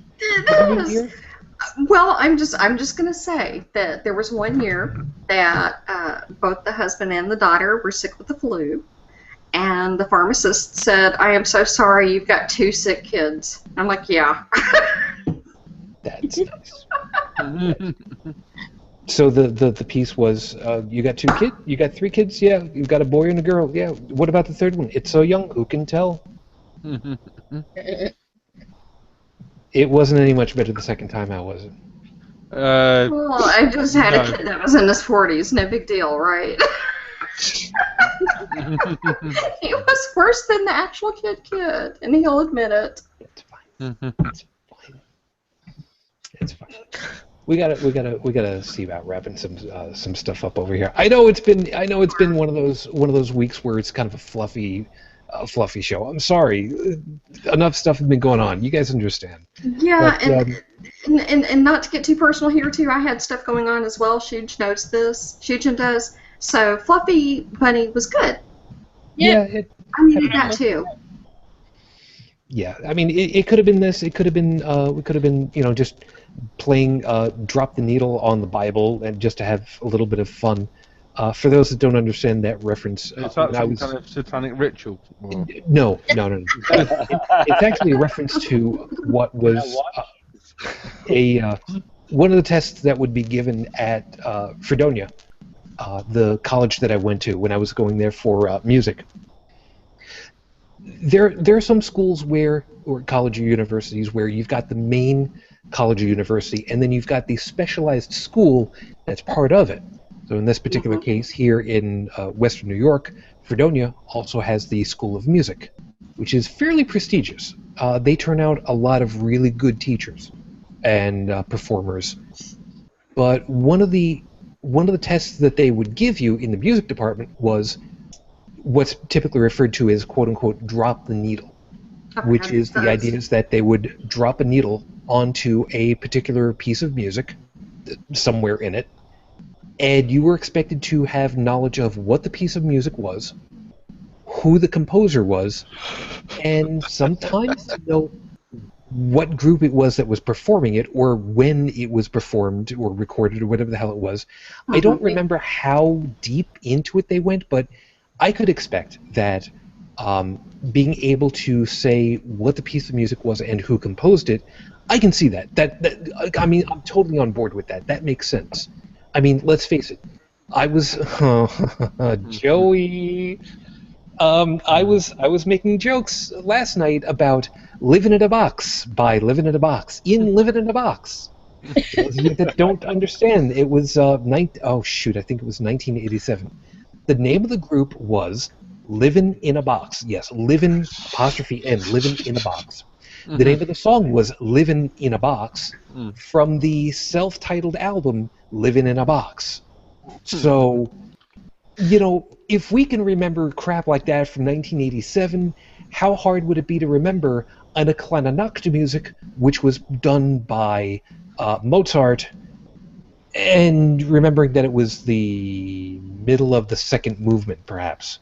I mean, sorry? I said that's how you pronounce that. It's pronounced Eine kleine Nachtmusik, and I'm saying it poorly because it's the hard ch in German. Eine kleine Nachtmusik, or I'm overblowing it now. I'm so glad that you did that. I'm so glad you went there. What? You went and mentioned the boxes and the Germans. And now I have to, because there is one thing that makes me laugh harder than anything ever has. Crap, here it comes. Hold on. It is a YouTube video series that somebody made. It's a parody of, it's a fan-based parody of this Japanese cartoon called Hellsing. And what they did was they took the original video and then edited it so that when they redubbed over it with their own stuff, it looked exactly like they were, like the characters were saying just what they were parodying. And it takes this very stoic, classy character and makes him into this the internet asshole that everybody knows from all over the place. And you went ahead and brought up the boxes in the German, so now I have to do it. You finally get home and you decide to relax by watching a program about who gets the box, what's in the box, how much is what's in the box worth. Storage Force.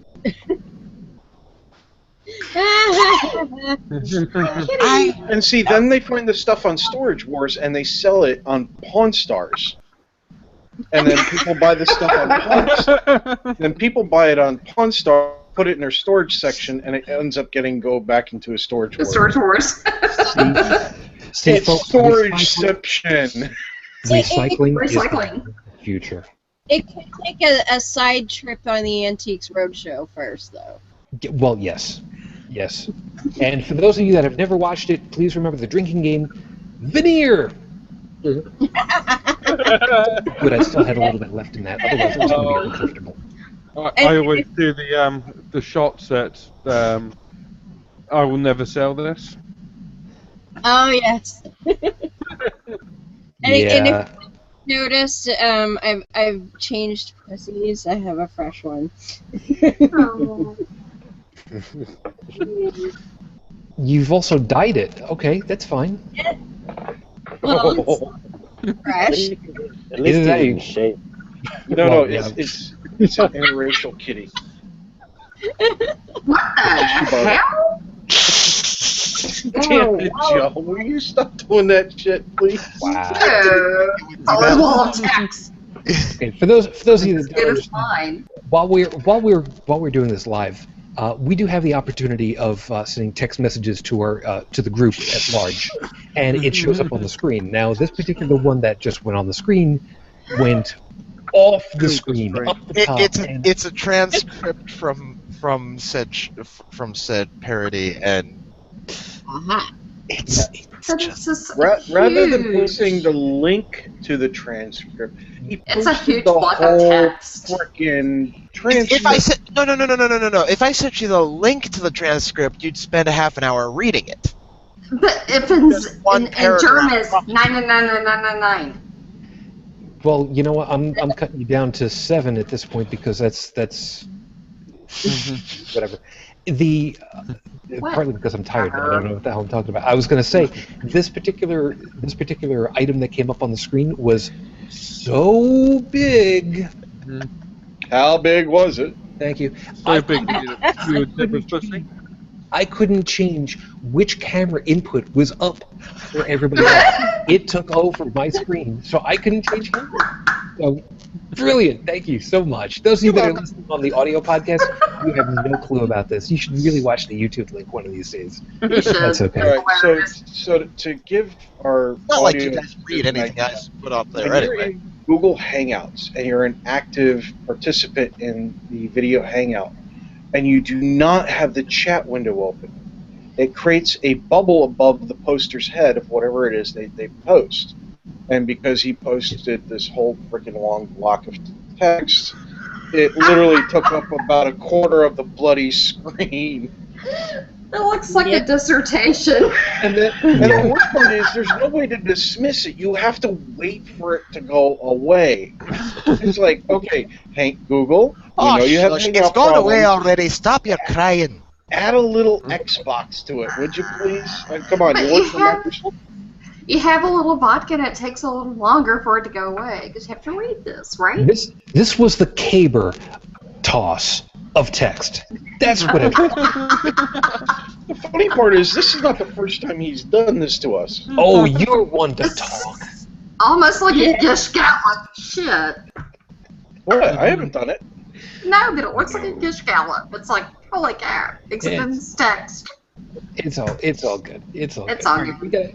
We gotta see. We gotta see what we can finish off over here. There's got to be. All right. Since we've gone ahead and we've had good laugh about all this stuff, is there one thing in particular at this point that you would be willing to admit is a guilty, funny pleasure? This! Oh God, what did you? Oh God, Bridget. This is from my foster daughter, okay? She got this for my office. It was a gift out of love. I love me some Grumpy Cat. I love Grumpy Cat. But yeah, Gabby got me that, and she's like, I wanted this for your office. Wasn't that sweet? It's perfect for Do what? Shoot, what was that? Let the record show that Bridget was showing off a picture of Grumpy Cat. A painting of Grumpy Cat that she had decided to get me for my office because she loves me and thinks I'm an awesome foster mom. I look at this every day for 12 hours while I'm working. Oh, good Lord! What the hell, heretic woman now? I love it. What did you do? Heretic woman. But for further background, Gab got this for me because Sorry, I froze. I work at home, and so most of my time is spent in my office, and so every time I look at this, which is beside my monitor, I think of her. Well, there you go. Isn't that sweet? It is. That is so cool. That's so sweet. Heretic woman, what did you? Okay, she had a picture of herself. Was that the actual Grumpy Cat that you were posed next to? And she's frozen. Fine, we'll just wait for her to unfreeze. And Joseph, you've all right. You didn't exactly have anything that was really worth talking about tonight. That's fine. How about it? Guilty pleasure of funny. Come on, there's got to be something that's at least not necessarily through the week, but there's got to be something that you kind of look at and you're like, I really shouldn't find this funny, but I do. A guilty pleasure. Come on. A guilty pleasure, and not just bashing on the Quebecois. No. Because that's a given. No? No, total blank. I'm sorry. Well, it's Well, early you in the morning. suck. This has not been a fun week for me. Every waking moment I've been coding. So But what generally makes I'm actually you laugh? counting on you Joseph? guys to give me shit to make me laugh. So Your mustache wax? Maybe? A source don't of joy? I have to use wax anymore. You don't use wax anymore since when? Oh, since about 2 weeks now, it kind of holds its own. Oh, that's been a long time. Oh my god. Bullshit. 2 weeks. Seriously.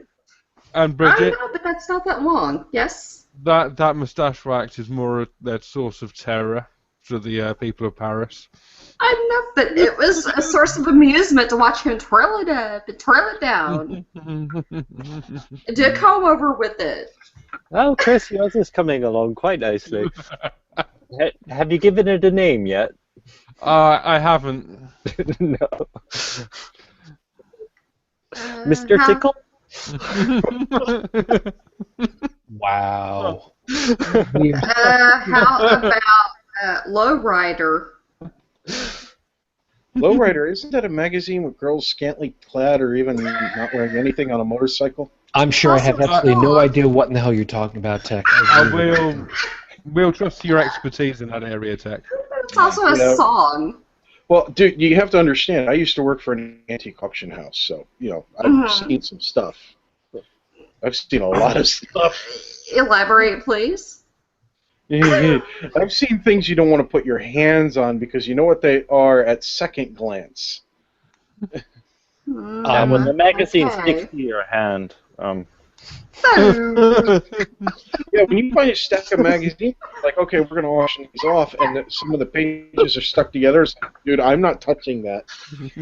okay, now that the show has gone, Yeah, and here it is. I'm just gonna go ahead and I'm gonna. You thought it was cavitating into the ground before. You know what? I'll make it even worse. Tech, did you guys by any stretch happen to? You have no idea. You remember the scene from The Lion King of Scar saying, "You have no idea." Oh yeah, here it comes. Cavitates right into the ground. And Heretic Woman, I think We have got some tremendous echo here. yeah, Okay, I haven't done anything different. You're the only one not doubling up on your sound. All right, well, we'll see what happens in a second. So, Tech, with all these things that came through that you had to go ahead and second sell, was there ever a goat milking machine? I plead the fifth.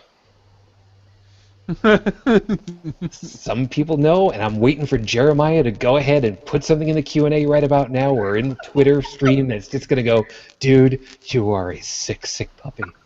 I'm checking. Yeah, we'll see how that works out. Can y'all wear different colored polos and sunglasses so I can call you Rainbow? Sure, let's do that. I don't It's just own any that. polos. You don't have any polos? I never Dang hung it. out with the preppy kids. I was a headbanger. I was a skater, Well, you suck. No, that's a dirty rumor. You have no photographic evidence of it. Picture didn't happen. I'll get my pics. Damn it. So, Here we so- go. This is My- this is what Prophet Jeremiah has to say. Oh yeah, I saw that. Yeah, we'll have I to see can that. I can comply. I'll wear lavender, and I have some lavender shades. Yeah, but Right. we're not bros though. That's the issue. You know, I don't It's- have it's- rose. it's fine. It's fine. We'll work with it. We can Heretic work with Woman- that. I'll do it for you because I love you, Jeremiah. Before you disappeared very rudely, I should add, by the way. Thank you very much, Google. My browser crashed. Her browser. My browser. Or do we call it bra now? B-R-A-H? Bra? Yeah. No. There we go. No. My bra- Your bra? You're not Anyway. seeing mine. Okay. You were saying she. Yes. Did you have a guilty pleasure that you'd like to go ahead and share with us? Something where you shouldn't really be laughing at, but you're gonna, because, Butt plugs. I. No. Too early. Unless it's the baby Jesus butt plug, but that's like. Guys, 4 more episodes, okay? 4 more Oh, episodes. Just guilty hold- pleasure. And this one's No, clean. Well, my guilty pleasure is I absolutely love watching the stupid court shows that are on daytime TV, Oh, those Like- are good. like People's Like Court and In Judge Judy.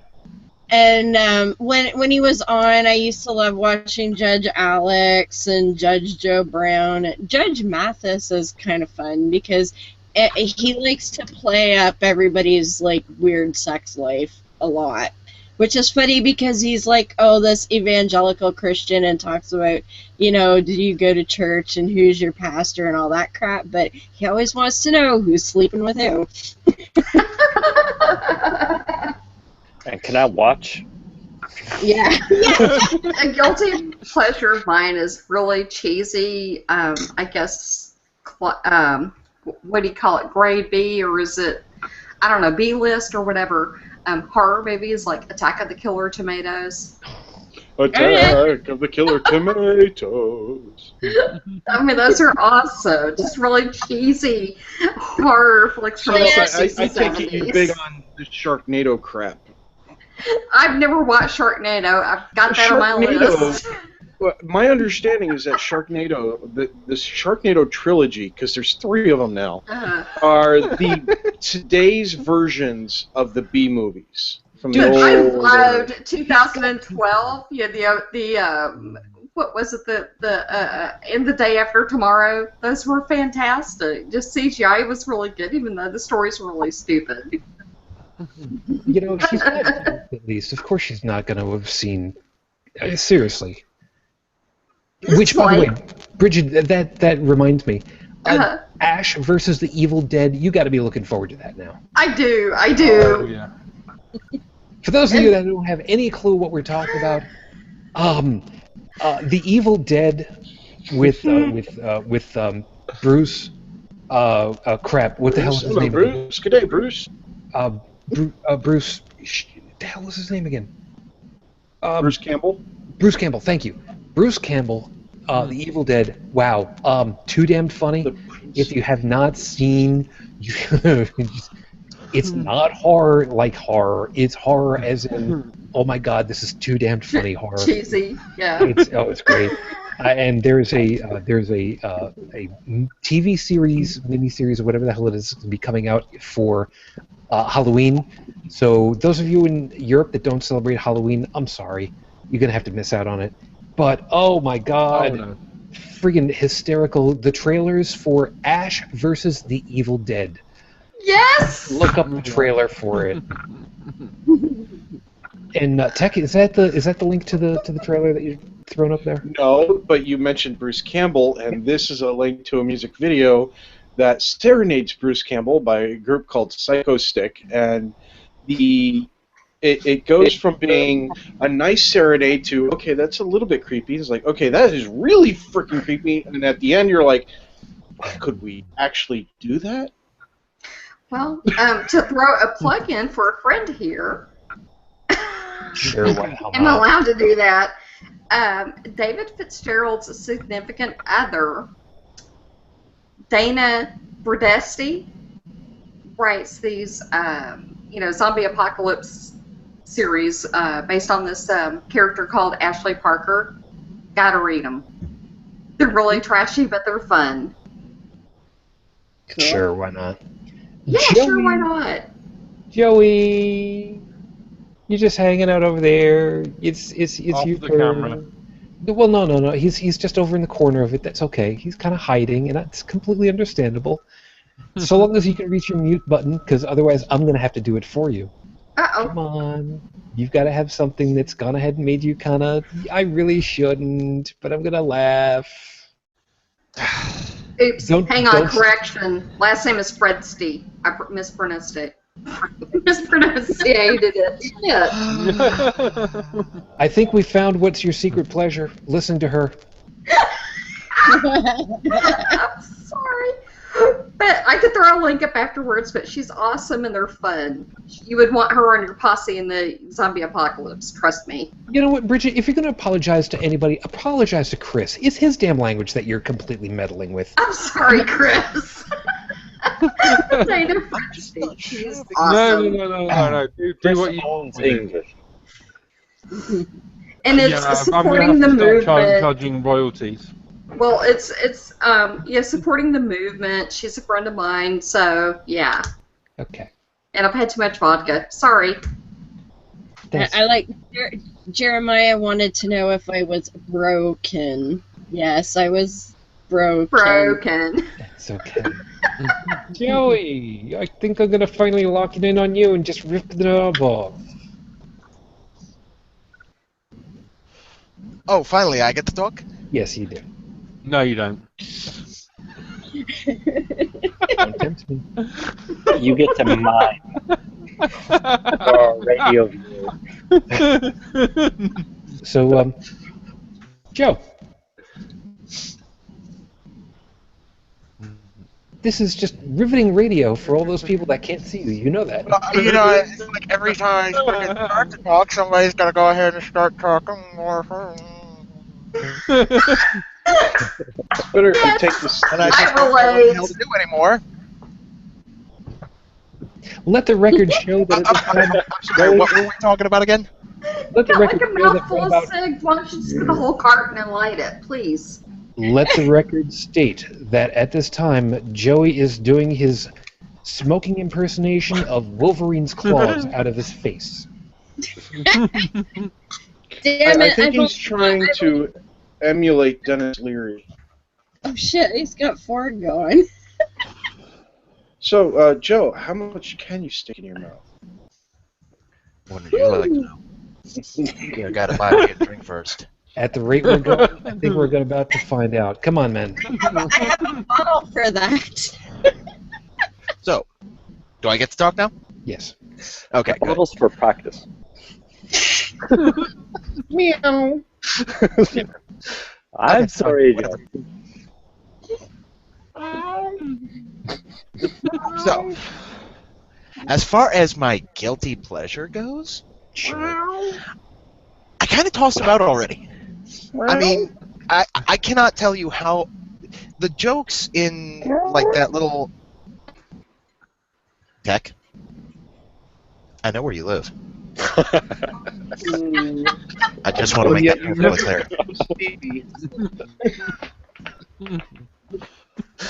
I just want to make that perfectly clear. I cannot describe just how stupid the jokes are in it, but at the same time, I literally watched it from beginning to end, every single episode that they've released thus far. They release one every Halloween. Fancy that you should mention Halloween earlier. They do an episode every Halloween, and I literally, when somebody first showed me it, I watched the first episode, and then the second episode, and the third episode, and then the fourth episode straight, no break. Turned around, watched them all over again. Turned them around, watched them all over again, and I probably did that for a good 48 hours straight, and I could not stop. To quote Keaton, it just keeps getting funnier every time I see it. And the sad part of it is there is actually a part 2 of Beetlejuice in the works. Oh no. I heard that. Just a moment. No, His brain no, is about to no, explode. no.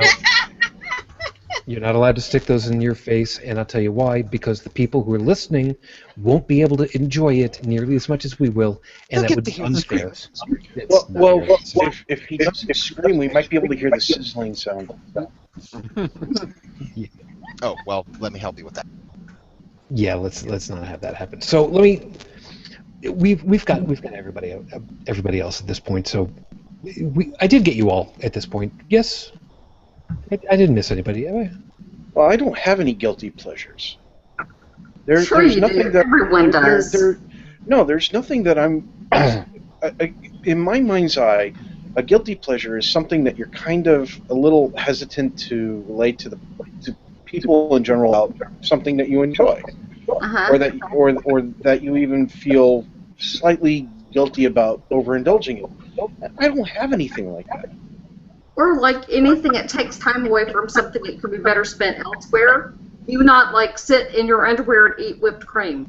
Come on. I don't do that. No, not anymore. Your life sucks.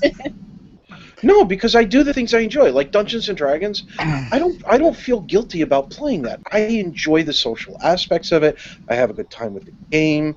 But there are other people I know of who do feel it's a guilty pleasure for them, and I just don't see it. I am a guilty pleasure.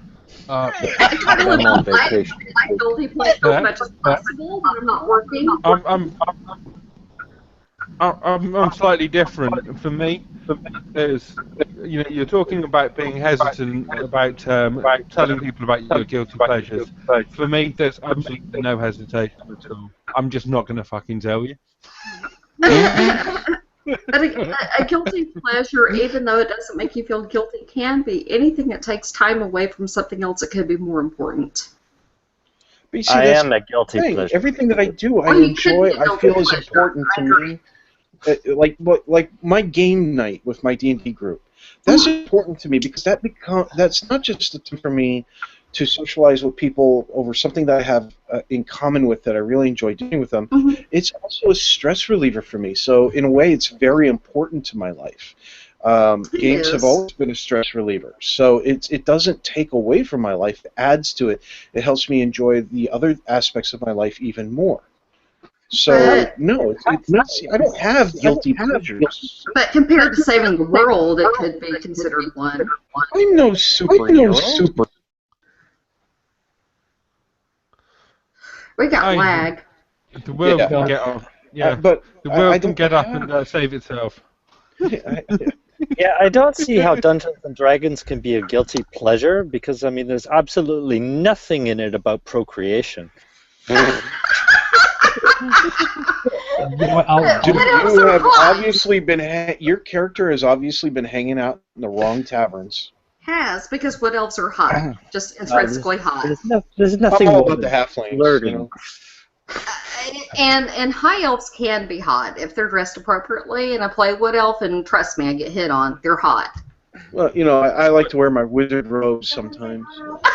And your hat. Put on And your my hat. wizard robe and your hat. I think you just turned me off permanently. At least I'm not the only one who knows that joke. I put on my robe and wizard hat. Yeah. I gotta start writing prefer down their my- yeah. names. on the bright side, for those that do understand the joke, I'll just add on to it. Sorry. Just remember, gazebos are made out of wood permanently, so keep that one to go along with the whole thing. Yeah, just remember, before you attack the gazebo, find out what the hell it is. It's wood, okay? It's wood. If you need a bigger piece than that, If it's made out of wood, that means it burns with fire. yes, it does. But go ahead. Sorry. All right, so we gotta get our asses on out of here. But let me just really quickly tell you guys what is kind of a guilty pleasure for mine. It's, believe it or not, comedy, and not just any comedy. It is a comedy of knowing, of watching somebody who is an absolute master of their craft, of showing what we can be like and hardly exaggerate at all. Robin Williams? Specifically, no. Although Robin was an amazing person, and yeah, it's been a year since we lost him, and we are all still incredibly indebted to you, Robin, for making us smile so hard. But I am specifically thinking about, believe it or not, John Cleese. Oh, jeez. John Cleese. Faulty Towers? Oh, Yes. man. Very, very specifically, Faulty Towers. I loved it. Faulty I used to Towers. love it. Faulty Towers came out of the performers of Monty Python's Flying Circus staying at a bed and breakfast almost establishment. It was an actual hotel, but it was a small one. They had delusions of grandeur, shall we say, and the overall design of Faulty Towers, if you've ever seen it, is not very different from the reality of the place that they stayed at. And John Cleese was absolutely enamored, I guess is the only way, fascinated with the way that this particular place was that they stayed at. The personalities, how everybody behaved, it simply screamed at him, this is a wonderful thing that I can play with. And they did. Like when If Basil got hit over the head. Well, the individual pieces, as far as to what happened, I don't think anybody could believe would happen. But the personalities was what caught him. He had a moment where they were filming one of the episodes. They were filming parts of it outside, which was very unusual. And the scene was that he needed to drive the car back to their establishment from getting food at a different place. They were having a problem with whatever the hell it was. It doesn't matter. But the car wouldn't start. And this was part of the script. And the car wouldn't start. And the car wouldn't start. It was just ring, ring, ring, ring, ring, ring, ring, ring, ring, ring, ring, ring. And John was supposed to get out of the car because he was yelling and screaming at it. He slammed the door and threatened it, and he was just like, I'll just walk the way and get out of here and just fine. And basically that's the way it was written. But he was yelling and screaming at the top of his lungs. His voice was blowing out, and he threatened the car, and he was just like, right, that's it. Walked off of out of the shot, and intentionally was walking purposefully towards something. And the guys are just like, do we stop? And the director's just like, you know what, hold on, keep going. And he comes back a couple of seconds later with a small sapling. And he beat his car with a sapling that he had ripped out of the ground simply because it was in character. It was exactly the right thing to do. Yep. Totally unscripted. Yep. And as we understand it, the way that these people were written were not far from the truth. That's what was brilliant to me. And we're feeding back through again for somebody. What was masterful for me is somebody's got to get muted out again. What was masterful for me was we get to see from someone who understands comedy what the human condition can be when you decide, let's see what the worst of us can be like. And laugh at that. We talk so much about how much that we enjoy being, good to each other, but when we know what the worst is that we can be, but it's in a safe place where we know nobody's really getting hurt. Yeah, Manuel gets hit in the forehead with a spoon, and we can hear that thunk of the skull through the microphone, but we know it wasn't for a mean thing. It was just pretend. I love that. I love that mid-70s, late 70s comedy on a near shoestring budget from a show that only had one series on BBC can make us laugh at how mean we can be and realize that we're not that guy. I love that. Because it's either that or Flash, and really nobody needs to revisit that except for the soundtrack. You don't know what I'm talking about? Good on you. Maybe we can talk about that another time. As always, everybody, thank you so much for hanging out with us for tonight. I know this was a fluff show. Like I said, I had stuff going on. I'm sorry. But at least we're not lowest tier possible. We're not going to be setting any records, and we're not going to be winning any awards, but We maybe not, but we're certainly just above. we're certainly not shit tier, that's for damn sure. Yeah. So as always, You know what we haven't done in a while, Sijin? Wow. A Q&A show, where the show has people asking questions in the Q&A, and we basically answer them. And that's the show. I think that's probably a good idea. I don't know if that will be the next. I may try to redigest the trigger thing again, because like I said, it's been hard on me right now. But Yeah. we should really see about that. We should really see about that. And maybe what I'll do is I will see about announcing that like super early, and we'll make that a thing. And that'll give me time enough to really redigest the whole thing with the triggers, because there's a couple of pieces about it that I want to make sure that I've got understood in me before I go ahead and moderate how we should be approaching it. That's a harder job than I ever thought that it was really going to be. I don't like working for the job, but it's if I'm going to do it, I'm going to try to do it as right as I can. Mm-hmm. So let's get our bets on out of here. Of course, as always, Joseph, thank you so very much. I hope you have a much better week. Yeah, I've probably got another similar week ahead of me, but anyway. Oh, I'm so sorry. Well, crap. It's just work. I mean, yeah, programming, it takes all of your brain all of the time. You actually have to be your program. So I understand. Sorry for that. I can relate, I know. Well, best of luck on that. At least you're not having anybody coming into your place and reminding you that you're only programming with 10% of your brain. So you got that going for you. At one time, maybe, but I don't know anybody who uses all of their brain all at once. That would be interesting. I do daily. So Yeah. I'll trade internet hugs with you. All right.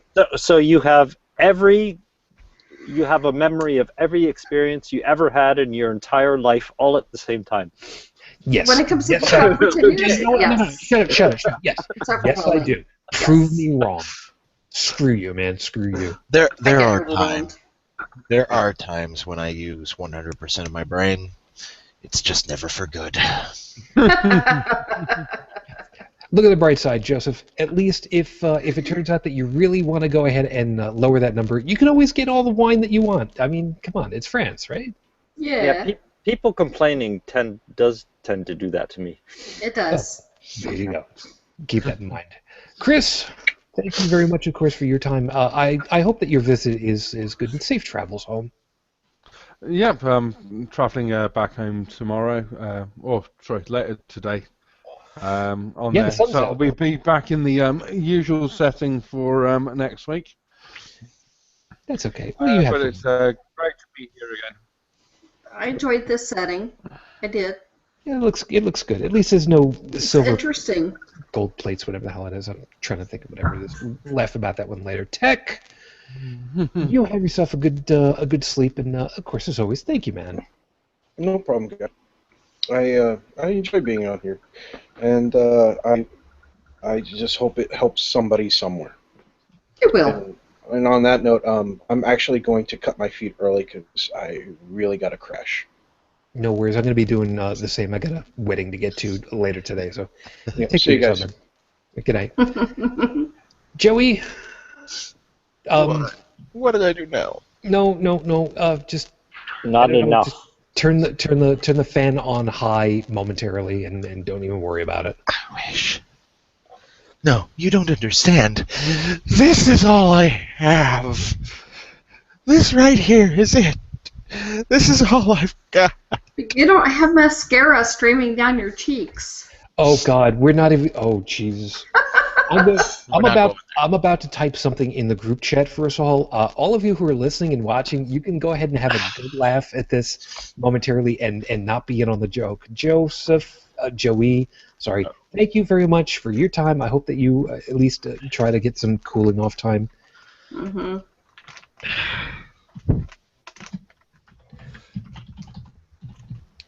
Good night, everybody. Good night, sweetie. So let's see how that goes. So, Bridget, thank you very much, hon. You try not to swallow your tongue now that that has come Shu? through on the. Hey, Shu. Yeah. Hey, I will. This isn't a Power of 10 show, so That's right. It's in the group chat. Nobody will see A it. little bit of respect. Thank you. Dr. Pepper. Okay. Can I plug all the things now? Considering my comment, sure, go right ahead. Okay. Skepticoda at skepticoda.com is happening Saturday, August 29th at Sioux Falls, South Dakota, and the tickets are only $40, which is not very much. Ask an Atheist, based out of Tacoma, Washington, is recording live.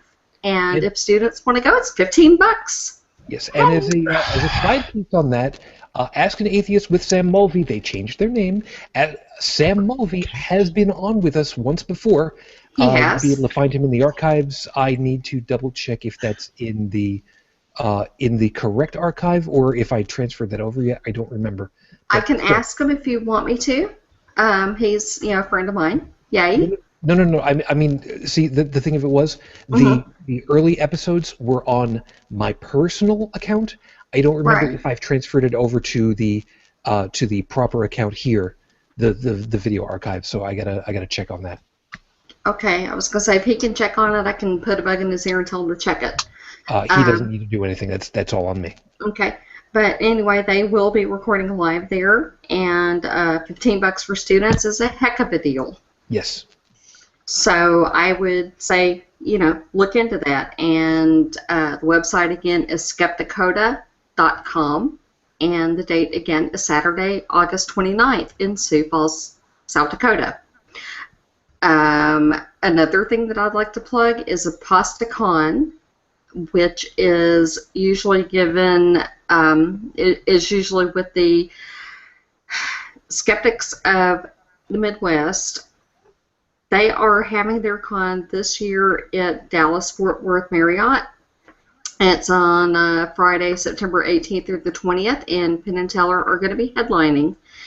And if you need details to that, it's apostacon.org.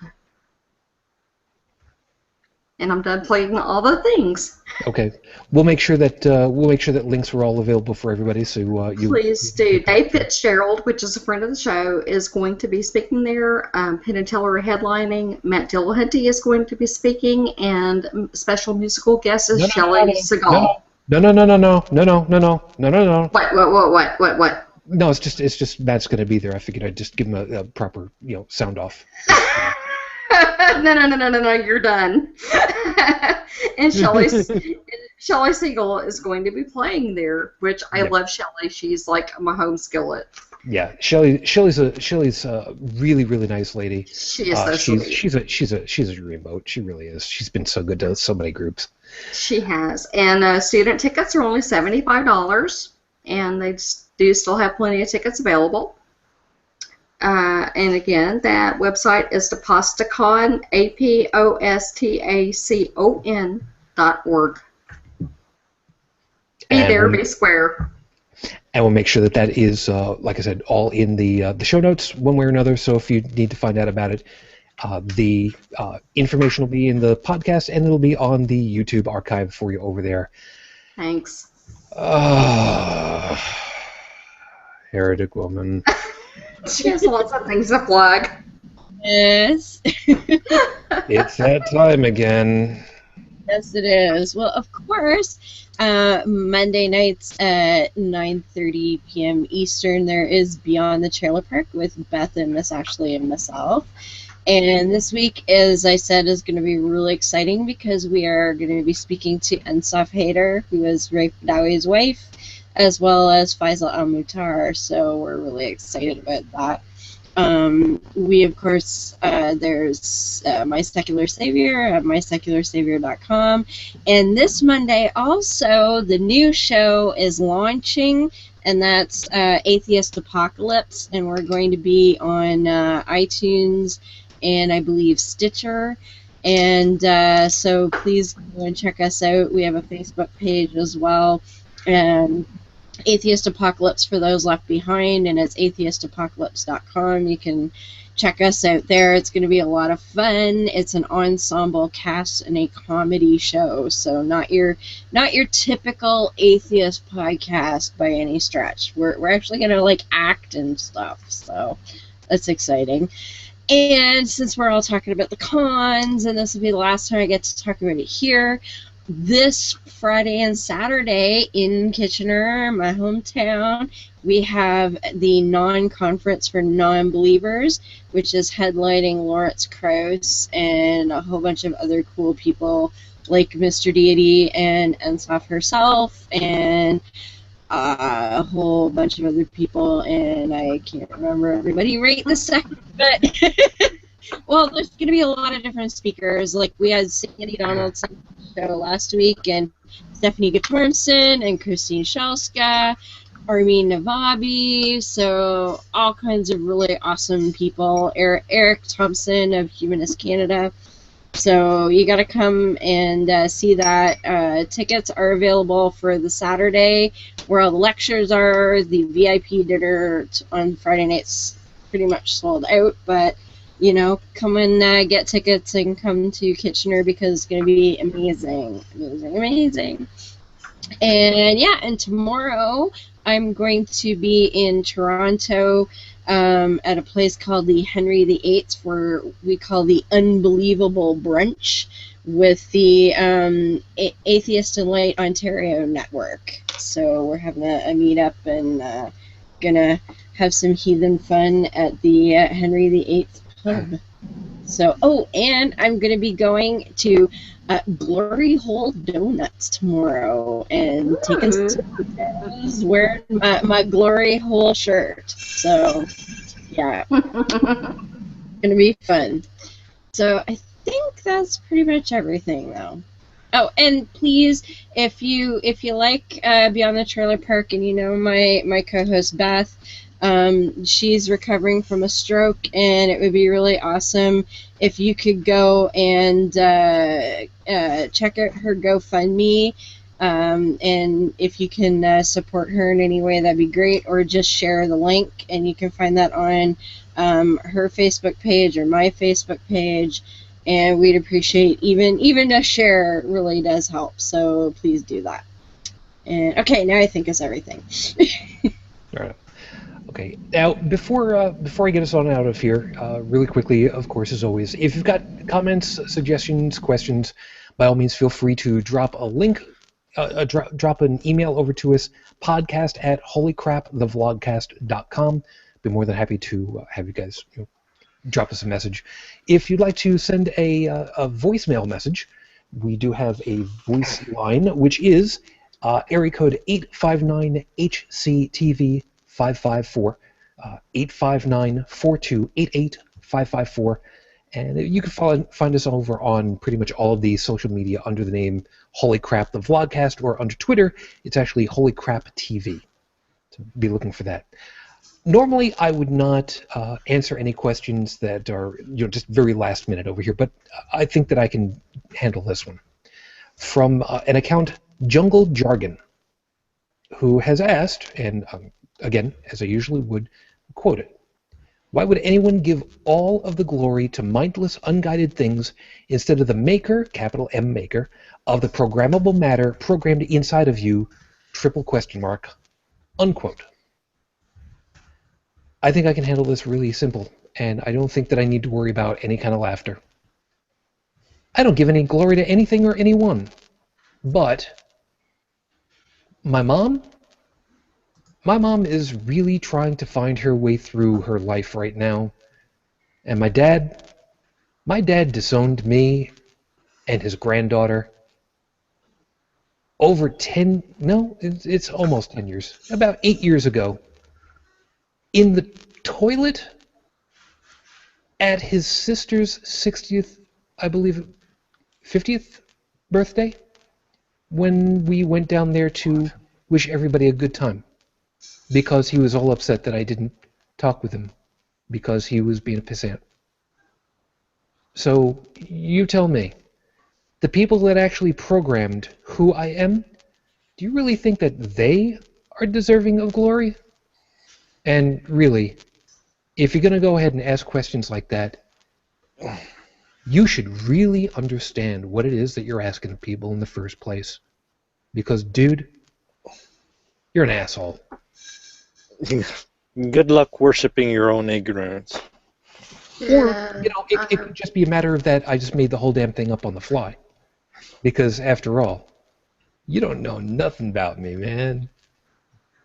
I'm sorry. I guess I'm kind of breaking my own rule. I said I was going to do it without laughing and smiling. So, you know what? I did it anyway. So, you have yourself a great night over there in trying to figure out which one is the truth. Because I'm not going to tell you. I know a couple of people who do know, but I ain't going to tell you.